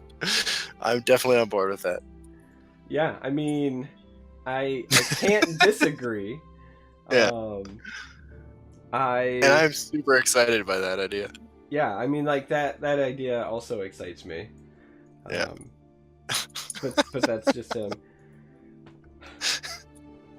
That might be Yeah. the best comment anybody's made on here. Yeah, I don't even know how to follow that up. Like I was racking my Yeah. brain. Like I got some snarky things to say, but at that point, Yeah. like that's a mic drop. You know what I mean? Right. I could tell some more stories about my childhood, but I think this tops them all. Oh my gosh. For real though, Hocus Crocus just gave our bromance the official name. We are Charson. Oh my god. Hell yeah. Yeah. Charson Reaper. Oh my god, is this the Charson breeding pit? Oh. Oh shit. Oh, the cat's back in action. Well, yeah, it's a breeding pit. We summoned it. There you go. I like that. And you know what? Char's breeding pit actually is a card I tried in a couple decks for a singleton arena because I was like, there's so much value in this card. Needless to say, against other like regular constructed decks, which is what I've been testing against, it did not perform. Yeah, I mean, I imagine that it probably didn't do too well. You know, that's actually my favorite costume and character I ever did on the channel was when I did you talked about the reveal for that card, and I dressed up as the guy from what's that movie? Battlefield. Oh my god, Starship Troopers. Oh yeah, yeah, yeah. And I asked him, kept saying, "Do you want to know more?" Yeah, I'm doing my part. Yeah, I loved that one. Yeah, exactly. You know, I had a lot of fun. Go ahead. I was gonna say I had a lot of fun when you were messaging me about that because I love Starship Troopers and it just was very nostalgic for me. I was at work when I had that idea, and I was like, I gotta tell Charmer. That was fun. The Orc Rat video is the best Larson vid ever. Are you serious? I can't even watch that. Like I don't understand. I don't know. I think it's pretty terrible. That's part of the reason that it's so enjoyable, though. You know, it's the. Is it? Yeah. It's, oh my god. It's the campy appeal. Like I feel like we didn't make it work like bad enough. Like it looks like we're trying really hard, which we were, but we wanted to convey that we were like being sarcastic. It's layers on layers of deception. You know, you mentioned card reveals, and I gotta say that one of the things that I really enjoyed about the last round that I'm kind of looking forward to doing again, was like I did that teaser piece where I wrote something, and I loved that. That was great. I got a lot of like positive feedback about that, and I kind of want to do it again. Like I'm kind of getting jacked for that. I like that. Orcception, yeah. Orcs are like onions. We're not getting any interaction here today. Where are the questions? I mean, we are. It's just, there's not a lot of questions. Well, again, like, we got that mic drops, and, like, now I don't even know That's true. What to do other than be excited about potential. I'm excited to do a reveal video. I'd love the opportunity to dress as something new. There will be Halloween costume video that will be happening for the channel. And once my schedule gets settled a little bit, we'll be back to videos 4 or 5 times a week. Be excited works. Yeah, I can be excited. Yeah, I'm excited too. I'm ready for something. So I mean, my favorite time to play the game is when like I can hop on a ladder with a different new deck, every game. And so after an expansion comes out, like that's the best time to play in my opinion. I mean, yeah, it's always the best time to play when you get fresh new things to play with. Yeah. You know what I think makes that the most enjoyable for me is not just like the fun that I have trying out new things, but legitimately that's the times that I enjoy losing the most. I was just about to say that, man. Because like it gives you those new ideas. Well, I was gonna say for me that means a lot because I've said it before and I'll say it again. I hate losing more than I like winning. It is not ever enjoyable to me. But that being said, like seeing what other people are doing and like getting that cool, like inspiring, oh, that was like nifty. What could I do with something like that? Like I'm really excited. Yeah, I agree. Yeah, opening packs, that's always fun as well. Yeah, Kaniac says he likes Opening opening packs is packs. great. Yeah. Opening packs is great. Why did you change the wall color again, blue and orange, for the win? So fun story. As we talk about my 10th wedding anniversary, legitimately this is what happened. One time on stream, my wife was Mhm. hanging out in chat and somebody said, you know, I like your YouTube content, but it's hard to watch because your wall color is distracting, it's unpleasing to the eye. So like one person says something. That weekend she painted my office. Damn. Never painted the walls of anything. Well, that's Yeah. not true. Actually, when I was in high school, I got some friends of mine and I got some markers and wrote all over my walls. It took Yeah. about 3 days. I could peel back the layer. I could pull this webcam off and I could pan. So another fun secret is that right now my office is only half painted because she did it knee Yeah. jerk, and I was like, we're not pulling everything out to do it. So the wall that Yeah. I stare at is still orange and blue. Like if I were to take my camera and turn, you would see Oh, where wow. like the Wow. gray stops and it goes back to orange and blue. Because I was just like, look, I That's understand that like you knee jerk reacted and got upset or whatever, and you do you, but yeah. Sandra just puts up her paintings behind me. Like, we used to have drawings of hers back there, and then she switched it to these paintings of hers. Fun fact, in one video, we put up a sign behind us that said resist, just to see if anybody would say anything to us. Nobody had anything to say about it. A little disappointed by the lack of response to that. But if you go through the videos, there are sometimes different weird things behind me. yeah, I typically have a whiteboard like right here, and people would ask me all the time what I had written on it, but I just haven't hung it back up post paint because Yeah. I still have more like to do. Once I finish painting the rest, I'll hang it back up. But Yeah. Right on. That's so cool. Yeah. Testing singleton decks in casual or on the ladder is not the most fun experience in the world. But like, I have won more games than I thought I would. It's I feel like, it's sort of like how when I'm testing new decks, like I frequently test them against the expert AI, and if I can't beat the expert AI, it's like, well, I'm not going to bother taking this onto the ladder. When I'm testing the singleton decks or gauntlet decks or weird meme decks in casual and I win games, I'm like, well, this should definitely do well in wherever I'm actually taking it. yeah, Where we're all on the same playing field.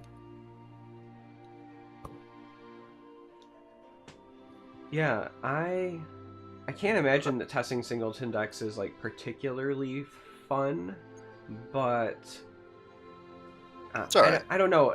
I guess for me, maybe the AI is the right place to do it, I guess. I was going to say, for me, one of the things that digital card games don't really let you do that I remember doing a lot when I was playing Magic more competitively was like what I call the fishbowl, right? Yeah. Yeah. You would, play out your hands against like the imaginary opponent just to make sure that like your curve was fine, your lands were fine, you weren't getting, mana host, Yeah. mana screwed too often, etc., etc. So Right. I mean, I even when I was playing Magic in prison on cards cut out of cardboard, I did the thing where I shuffled up my 60 cards, drew 7 cards, drew a couple more, played some lands by myself, and then shuffled it up and did it again. yeah, no, I mean that's kind of what I mean by the fishbowl, right? Like I would usually, Yeah. I think, play through like turn 5 or 7 ish, right, just to make sure that things were kind of going the way I would expect. See how quickly I could get my storm kill to go off. yeah. Hey, as somebody who I loved playing Dragonstorm in Standard, man, I'm right there with you. I remember the first time I beat somebody with in like a vintage storm deck in prison. They were not amused. Not amused at all. No. I can imagine not. I remember the first time I was playing like Commander. It was at a new venue too, so it was like all people I'd never played with before, and I got some like combo off where it was like I can like draw infinite cards, do infinite damage. I think it started with Mind Over Matter and Arcanus the Omnipotent for like I can draw my entire deck, and then that just segued from there. But Absolutely. I remember like I put Arcanus on the board, and then like they didn't answer it, so the next turn I played Mind Over Matter, and I just said the words, "Do you wish to continue?" And they were like, "What do you mean?" And I was like, "Well, I just won." And they had no idea, so I started going through the motions, and like with every card Yeah. and every like action I did, like you could just see them get more and more disheartened. Yeah, I agree. That's funny. All right, so Yeah, I don't know if you guys know this. Charmer actually doesn't sleep. He has an IV drip of coffee pretty much that he just lives on. Yeah. pretty much. Yeah, let's do like a last call for questions. Come on, guys. Yeah, let's rock and roll. I know Anything you want. It can have to do with Legends. It can have to do with our personal lives. Things not related to either one. Whatever you want to ask. It's the interactive and fun podcast. Yeah, if you guys don't know, I am completely an open book. I will answer any question, like ever. Yeah. I'll answer anything except like where exactly do you work, because I'm not going to say. I mean, I don't even have a problem answering that because where I work, there's a lot of security. So, Yeah. Hooray! Questions. Shunara comes in with, what do you think about a card that is blue? It's an action, would cost 7, and says activate the effect of the last action you played, but twice. I feel like even at 7, that is probably too strong. Yeah. Like for me, the standard barrier immediately, because you're putting it in blue, or even if it's not in blue, because it's not a class specific card, you have to say what happens if the last card I played was Lightning Bolt. So right there you're saying for 7 I can also play it with Lightning Bolt in the same turn, which means that I have the potential to burst for 12 at 11 Magicka. Right? So you have to say to yourself, am I okay with a scenario where on turn 10 with the ring, my opponent can do 12 to my face with me having no way to interact? And I don't know I feel comfortable with that. So... Yeah, I don't even know how to balance a card like that. I feel like the problem with a card like that would be that you would be forced to consider it when printing new actions for the remainder of time. Yeah. I mean, I'm okay with, like, copy the last action, but I think copying it twice is a little rough. I think copy the last action gives you some wiggle room. Like, yeah, you have to consider it when you're creating new stuff, but if it's just like a one-off, it's I think better to handle. Hocus Crocus asks if I will have their babies. I can't, unfortunately. After I had my last baby, my tubes were tied. So I can adopt your children, but I cannot bear them any longer. My seahorse days are over. What's up, 9x19 Zombie Hunter? We will not start the podcast over, but you're welcome to listen to it on all sorts of platforms like YouTube and you should know where our podcast is. iTunes, Bro, Google Play, I have no Stitcher. idea. I have no idea this works. Yeah. Yeah. What did I discover the other day that it was really obvious? I asked Sandra what some meme term was. I was like, "Hey Sandra, what's an edgelord?" Oh, because I read it on the internet and I was like, "This doesn't make any sense to me." And she was like, "Oh, Justin." And we had a fun little adventure Googling a bunch of really angry stuff. I forget sometimes that, like, for living such a haggard life, you're sometimes super sheltered about things, and I think it's adorable. Really wish that we got to hang out more, because I would probably laugh all the time. I didn't have a computer till I got out, man. Like, I didn't know shit. Speaking of fun things like edgelords, Kawaii Left Shark, who every time I see that name, I say it. I love that name. Asks favorite meme of all time. Favorite meme of all time. Well, last week I think on the show I read the entire story of Darth Plagueis the Wise. That's a good one. Yeah, that one's pretty solid. Yeah. I think for me it's gotta be like the what time is it meme that I know started with Overwatch and like McCree and, you know, what time is it at high noon, but for me I immediately adopted that into, you know, what time is it, it's time to fight. and uh, so I've got some personal nostalgia there. fair enough. Favorite meme? That is really hard. I I, love I like I like the ones that are like 5 minutes into whatever and he gives you this look, right? Like I saw a really funny one where it was a Cylon and it was like 5 minutes into Battlestar Galactica and chill and he gives you this look and I was like, that's pretty clever. yeah. I really enjoy the recent slew of ones based on it, but I also really love the Kermit like talking to your dark side. Yeah. Oh, there's also a picture of a cat in a business suit reading a newspaper, and it always has funny. Oh, let me find it real quick. I can post links in chat. So, following up on the action question, somebody asks, "What if that was unique?" Maybe if it was unique, but I mean, I think that doing it twice is still probably too strong of an effect. Because again, like, if you play, I'm just throwing this out here, right? But like, if you played Chorus Breeding Pit or something silly that we haven't seen printed yet, like, I don't know, like it could be really, really strong. I'd play it with Skeever Infestation. Yeah. Skeever Infestation would still be bad, but like, that's where my mind goes. Yeah. Hey, thanks, Pete. Thanks for stopping by. I really appreciate it. You have a great weekend. We love you, Pete. Yeah, I think that, I mean, the real answer is Justin hit the nail on the head. It's just the fact that you have to consider it for all future design space is the biggest problem. And twice is a big bar for testing. Copy once, yeah, I can live with that, because that can be tuned up or tuned down pretty easily. But copy twice, and then you immediately have to start thinking about, like, even simple things like, can this, like, really break the game? Like, even something silly, like, not even Lightning Bolt, but like Thievery, right? Like, Thievery is like 10 to do 9 and gain 9. I was just thinking that I need to include Skeever Infestation in one of these singleton decks.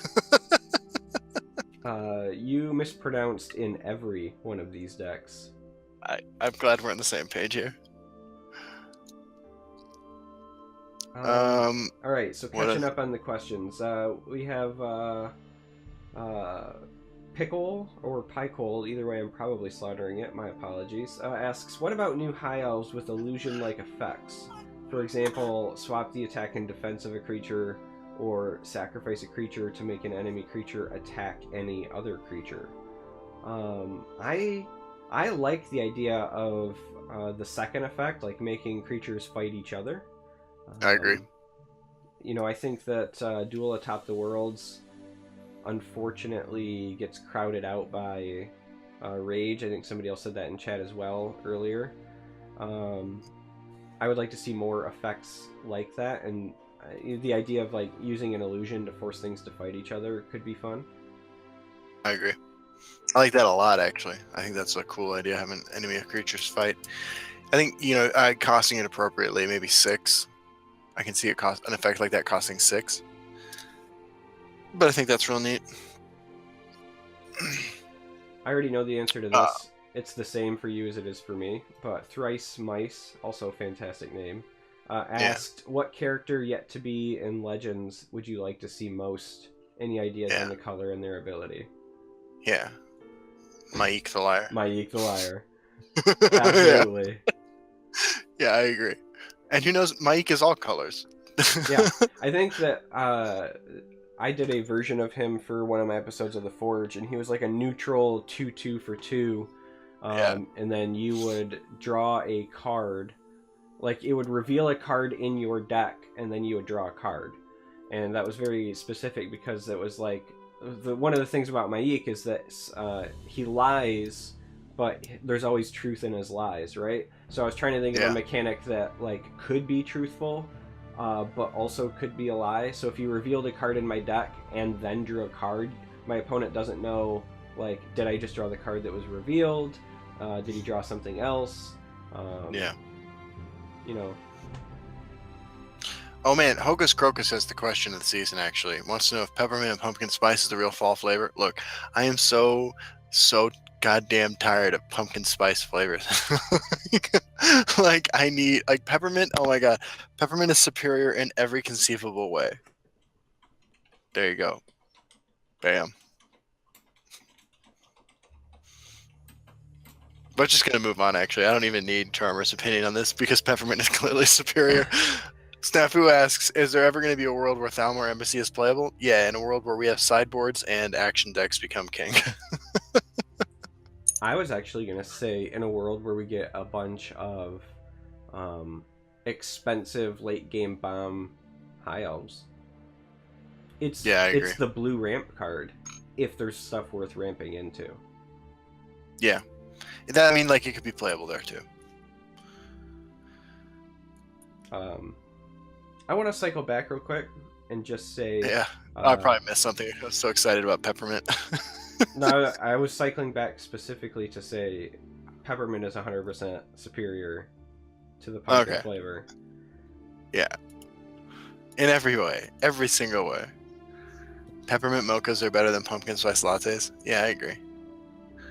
I don't even know why, like I like pumpkin pie. Like, don't get me wrong, I'll have it for Thanksgiving or whatever. But I don't know why that became the official thing of autumn when clearly the official like taste of autumn is Reese's peanut butter cups because you buy them to hand them out for Halloween candy, but you buy them early and then just eat them all yourself. You buy them early, bro. The best time to buy Halloween candy is November 1st. Fuck the kids. That's for you. Well, here's the thing, though. You buy them October 1st because you say, I'm getting ready for Halloween. But then you eat them. So then you buy more for Halloween. And then you eat your leftovers. But then you buy them on November 1st because it's too good a deal to pass up. So that's why Reese's peanut butter cups are the official taste of fall. And Reese's peanut butter eggs are the official taste of spring. I agree with that. For some reason, those are better. The ratio is like just different, but I also agree. Yeah. I love the eggs. Yeah, me too. Man, we're dumb, dude. How do you feel about effects that discard cards from your opponent's hand or deck? That's Pikol Dezuzu. P.S. My name means Chayote Popsicle. You can call me that. Okay. I totally do not like the idea of discarding cards from my opponent's hand. Discarding cards from their deck, I'm okay with. Yeah, I'm in the same boat. Specifically because, you know, we're in a game that's not like Magic the Gathering. We don't have counter spells. We don't have ways to answer that. And it's going to be an unfun mechanic, regardless, like, of how it's balanced. You will find people that will complain and say, you know, I'm losing games solely because, like, my opponent played this, got rid of my best card, and I had no way to stop it, right? Like, I couldn't bait out their removal. I'm like, my only counterplay is to not have drawn the card. Like, I can already envision the threads, right? So it's just whether or not it would be balanced is out of the question. It's entirely like the sake of fun, right? And in this game with no potential for like real counterplay, it's the same reason, you know, I've said it before and I'll say it again. Like, you won't see land destruction in this game, and if you do, it would be worded as if your opponent has more max magicka than you, so that it was only targeting people who had already ramped. But like, it's an unfun scenario when my opponent has made it so that I just can't do anything, and that's what discard has the potential to do. They can make it so that I just can't do anything, and it's an unfun way to like experience the game when you're literally just like, I draw a card and I hit pass. I agree completely. I think that, I mean, like, so there are discard cards, for example, in Eternal, but they're bad, right? Like, well, it's not they're bad, but they are not really playable. But every now and then you play against somebody who's running them, and it's so jarring and it's so soul crushing that, like, I just hate it. You know, like, I do not. Well, and here's the thing. Need targeted discard in my life. I was just going to say, Eternal, unlike this game, does have the option for interrupts, though. And I think that is the big difference, right? I totally agree. If there's the potential to stop it, I think it's a different scenario. But because of the existence of this game, and Yeah, the current mechanics available, I don't think discard in its current form has a place.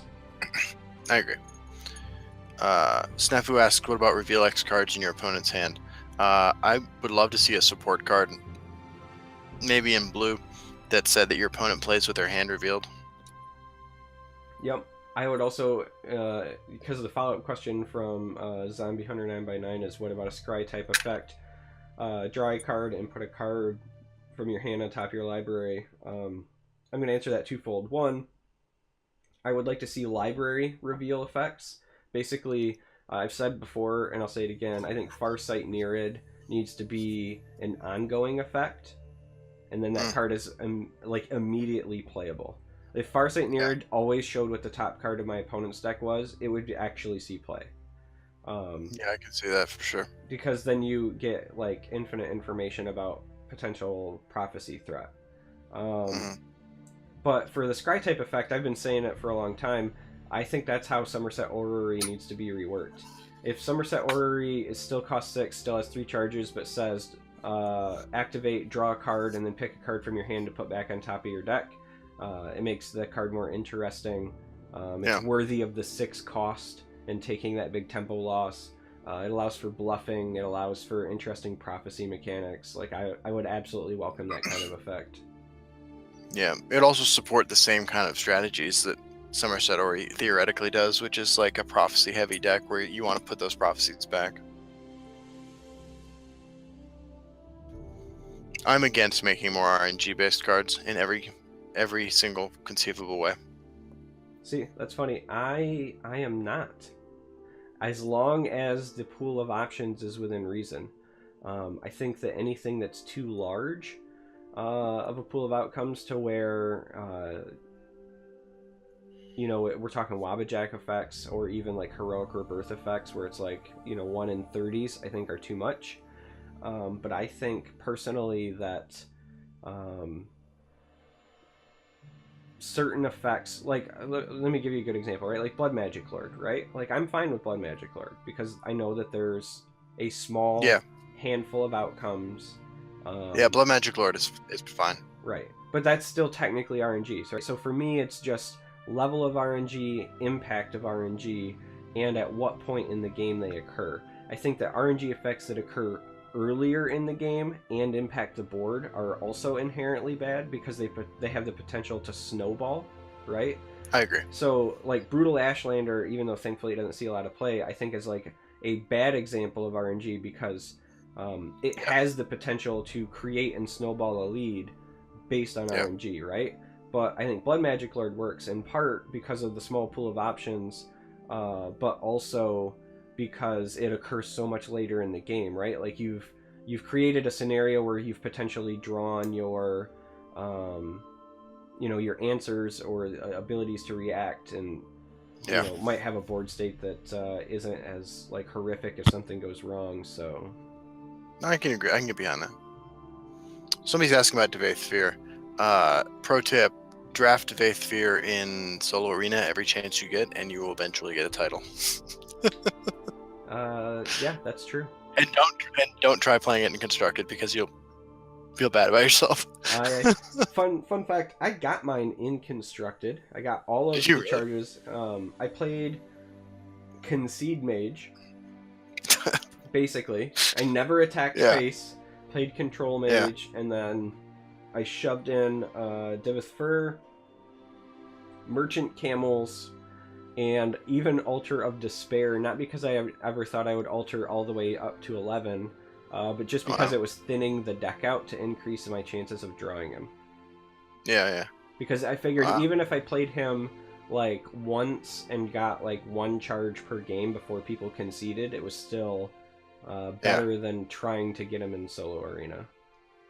That's fair. I play a lot of solo arena. I mean, honestly, I said this before, but I play more solo arena than any other format in the game. I just love it. I can sit down and do it stress-free. I can play it on my phone when I'm, walking around town, driving, at work, whatever, and not feel so bad if I drop like signal. I love solo arena. I play solo arena more than any other format on my phone for sure, just because it's the easiest to start and stop. And I played it a lot more before I got hooked on Final Fantasy Brave Exvius and Alchemist Code. Okay. But yeah, like I also still kind of adore Solo Arena. Yeah.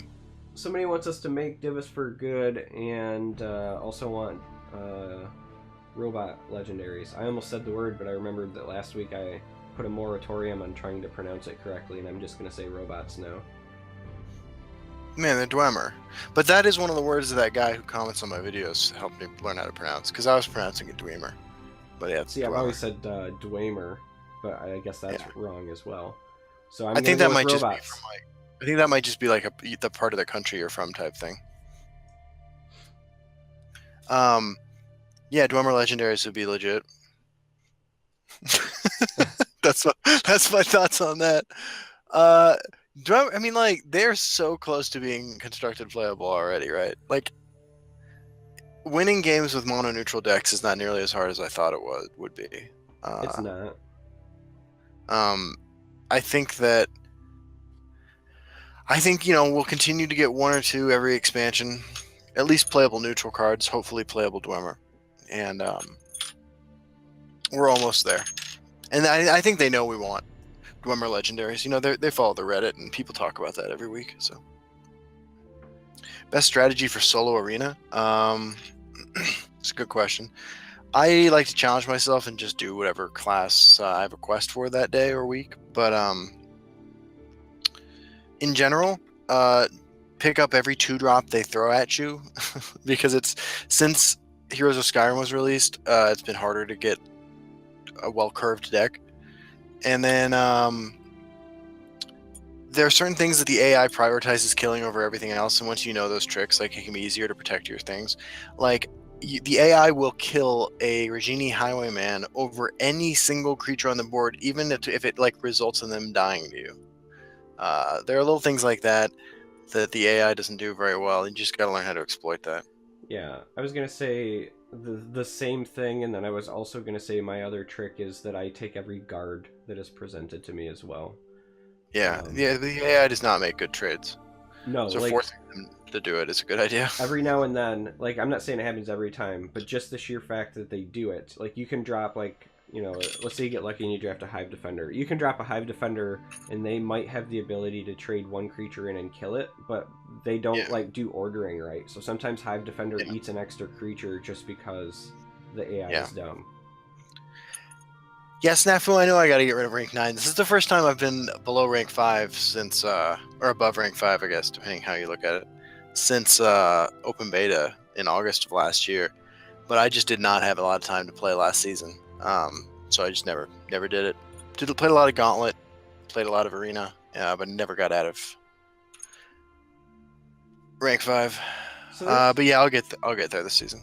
This is an interesting question, and I'm really curious to hear your take on it. So, the question is, since the saturation of high-statted creatures with Heroes of Skyrim, in this person's opinion, single and mass removal actions are now weaker. What is your opinion of adding more removal actions? Yeah. Well, it's not like the single target removal got worse in any like distinguishable way, right? It's not like there were a lot of creatures added with 5 toughness so they don't die to lightning bolt, or a lot of creatures added that can't be targeted by action so they don't die to javelin. I think that overall it's not that overall necessarily cards in Heroes of Skyrim have had higher stats for their cost than in the other 3 sets we've had. I think the case is just that, like, on the ladder, you don't have to run the suboptimal cards anymore, so you run a caliber of card that's always existed, just in fewer number, right? Yeah, so for me, my answer would actually be, like, first I have to, I guess, put this disclaimer out. I don't think that single and mass removal actions are weaker because the creatures are higher statted. I think that specifically single target removal is weaker because most creatures that are played in the current meta aren't fully addressed by single target removal. So on one end of the spectrum, we have tokens, right? So execute, like, used to be great against mid-range strategies because it would take out whatever they played that saturated. but against tokens, it's going to take out like 1/2 of whatever the card was they played. Right. By the time you get to where you would play Ice Storm, there's enough other synergies and stuff that exists that you might not still like wipe the board. Right. Similarly, when you go to the other end of the spectrum, you're 100% right, Justin. Like, Javelin didn't get worse, but when you think about old Ramp Scout versus current, the big thing that's changed in my mind is that the new versions of Scout, the top end creatures give you extra resources, like above and beyond what old Blood Magic Lord used to do. Like, Blood Magic Lord used to be the go-to like top end finisher for Scout because it was like one of the only creatures in the game that gave you immediate like value. Right. But now, in the last like 2 sets, we got Eclipse Baroness, which is like a 3-for-1. We got Skeletal Dragon that is not only giving you synergy with your Soul Terror, but it's also a guard, and it, unless it's silenced, also gives you a creature back. So, like, you Eclipse Baroness and Skeletal Dragon are great reasons why Javelin, like, is functionally worse. Yeah, like, even Parthenax, right? Like, okay, I killed Parthenax, but chances are he's coming back. So he's coming back, I think that it's not that it's the higher stats. I think it's that we have more creatures that replace themselves in some way, shape, or form. Because, I mean, realistically, like, Baroness and Skeletal Dragon are actually smaller than Blood Magic Lord. Right. You know, it's not the stats, I think, in my opinion, that matter. It's just the efficiency. Justin hit the nail on the head in terms of card quality is just improved, but even more so, it's that they are, you know, cards that are not basically dealt with single target removal. I think that's the problem. Yeah. And I honestly don't think printing more actions solves that. Yeah. It is an interesting question, right? Like, how do you make sure that removal keeps pace with the quality of creatures, you know? Like, I would pay 5 for well, see, that's a good point, because I don't know if I would. But I was just thinking about a spell sword specific card that costs 5. So, like, very similar to Edict of Azure, but it says silence and destroy a creature. Yeah. I think that would get played. And I think that would be a way you could keep up with some of these things. Yeah, I was thinking the same thing, actually. I was like, we just need Sorcerer's Negation, but for the different class archetypes. Yeah. Yeah, I agree. Yeah, I mean, I think that's like the crux of it. Alright. Sammy Hunter 9x9, what do you think about trying to make a deck around double attack plus Halfinger Marauder? So I assume he means like... Get the fuck out of here. I think he means like Monk, right? Swift Strike. So like Pilfer, like Monk with the Pilfer combo, right? Master of Thieves Den, and then Swift Strike, and then Halfinger Marauder. Could be fun. I mean, I'll be honest, that's how I did Monk back in January when I did it. And all of my turn 4 kills in history in this game and constructed have been with Monk. Yeah. Doing stuff like that. I mean, I guess my answer would be you can do it and you'll have some highlight reel wins, and then for every highlight reel win you'll probably have like 2 or 3 losses that are like, oh. That is the perfect like explanation for how that deck works. The Pilfer deck. Some of them are hilarious wins and you're real happy about it, and your opponent's real salty, and the rest of the time you just get stomped. Pilfer Monk is like the Legends version of playing poker. Like, when anybody asks me what it's like to play like poker for real money, like at a casino, I always describe it as hours of boredom with like 2 minutes of entertainment, right? Like, there's that moment where you have the one good hand and like everybody's actually in on something, but most of the time you're either like fold, fold, fold, fold. You get a good hand, you finally bet, everyone else folds to you, right? So like it's over. Like, if you play poker, like seriously, you be ready to like be bored for a long time and then have like a couple minutes of exhilaration, and that's what Pilfer Monk is like. I mean, the best thing you can do in poker most of the time is fold. Yep, or be I so would say, aggressive. like, right. You might not be able to tell this based on how I play Legends and what I play, but like I'm a pretty good poker player, and I am that way because I play incredibly conservatively. You gotta be stingy, man. Yeah, absolutely. I I mean, you can fold your way if you're playing against the right people. You can fold your way to top 4, and then you're in the money, and then you can act like an idiot and go all in every hand if you want to. And sometimes you win doing that. So, I actually find that if I play really conservatively, yeah, it only takes like winning 1 or 2 hands to give myself the ability to bully the table. absolutely. Specifically, That's how I play too. Yeah. when I would play at the casino, there would be a lot of people that were much older than me. I would dare say Yeah. people that are likely retired, and that's why they're there during the day playing poker as opposed to at their job.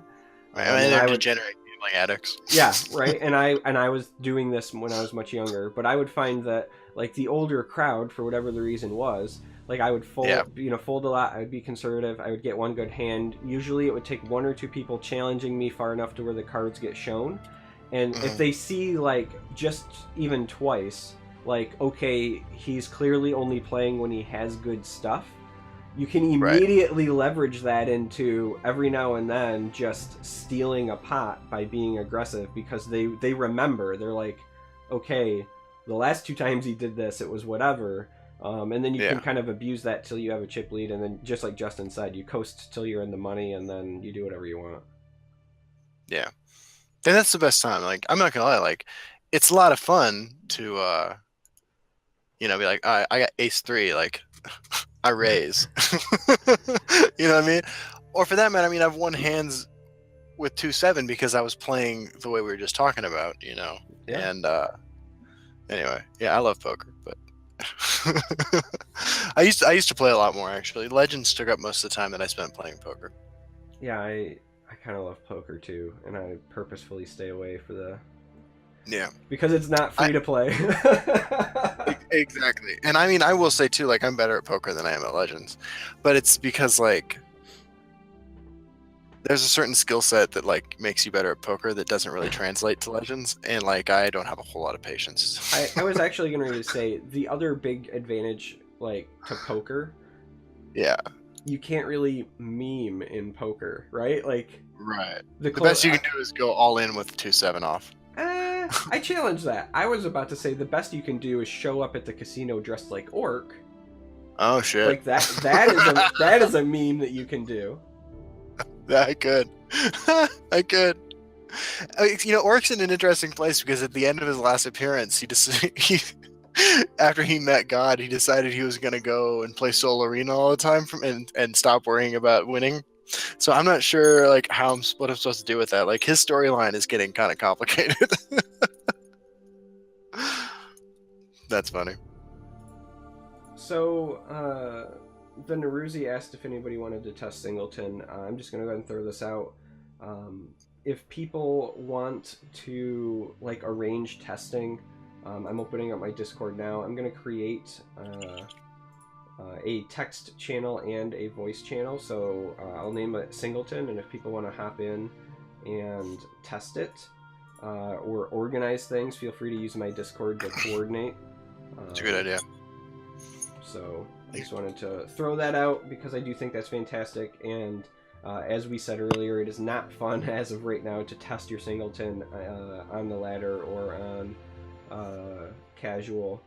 So, yeah, I mean it's not terrible, but it's not fun either. Hey, I think I gotta get out of here, man. I gotta get up real early. I know. I appreciate you.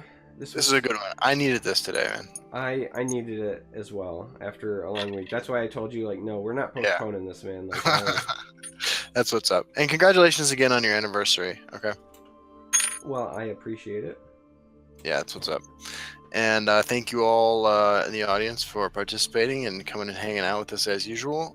This is always a lot of fun. If you have ideas for things you want to see us do or talk about in the future, you can tweet them at us or message Charmer on Discord. I really only log into Discord on Friday nights. But yeah. All right. Well. Go team. Go team. We'll see you next time. See you next week. Same goofy place, same goofy channel. Same cat channel.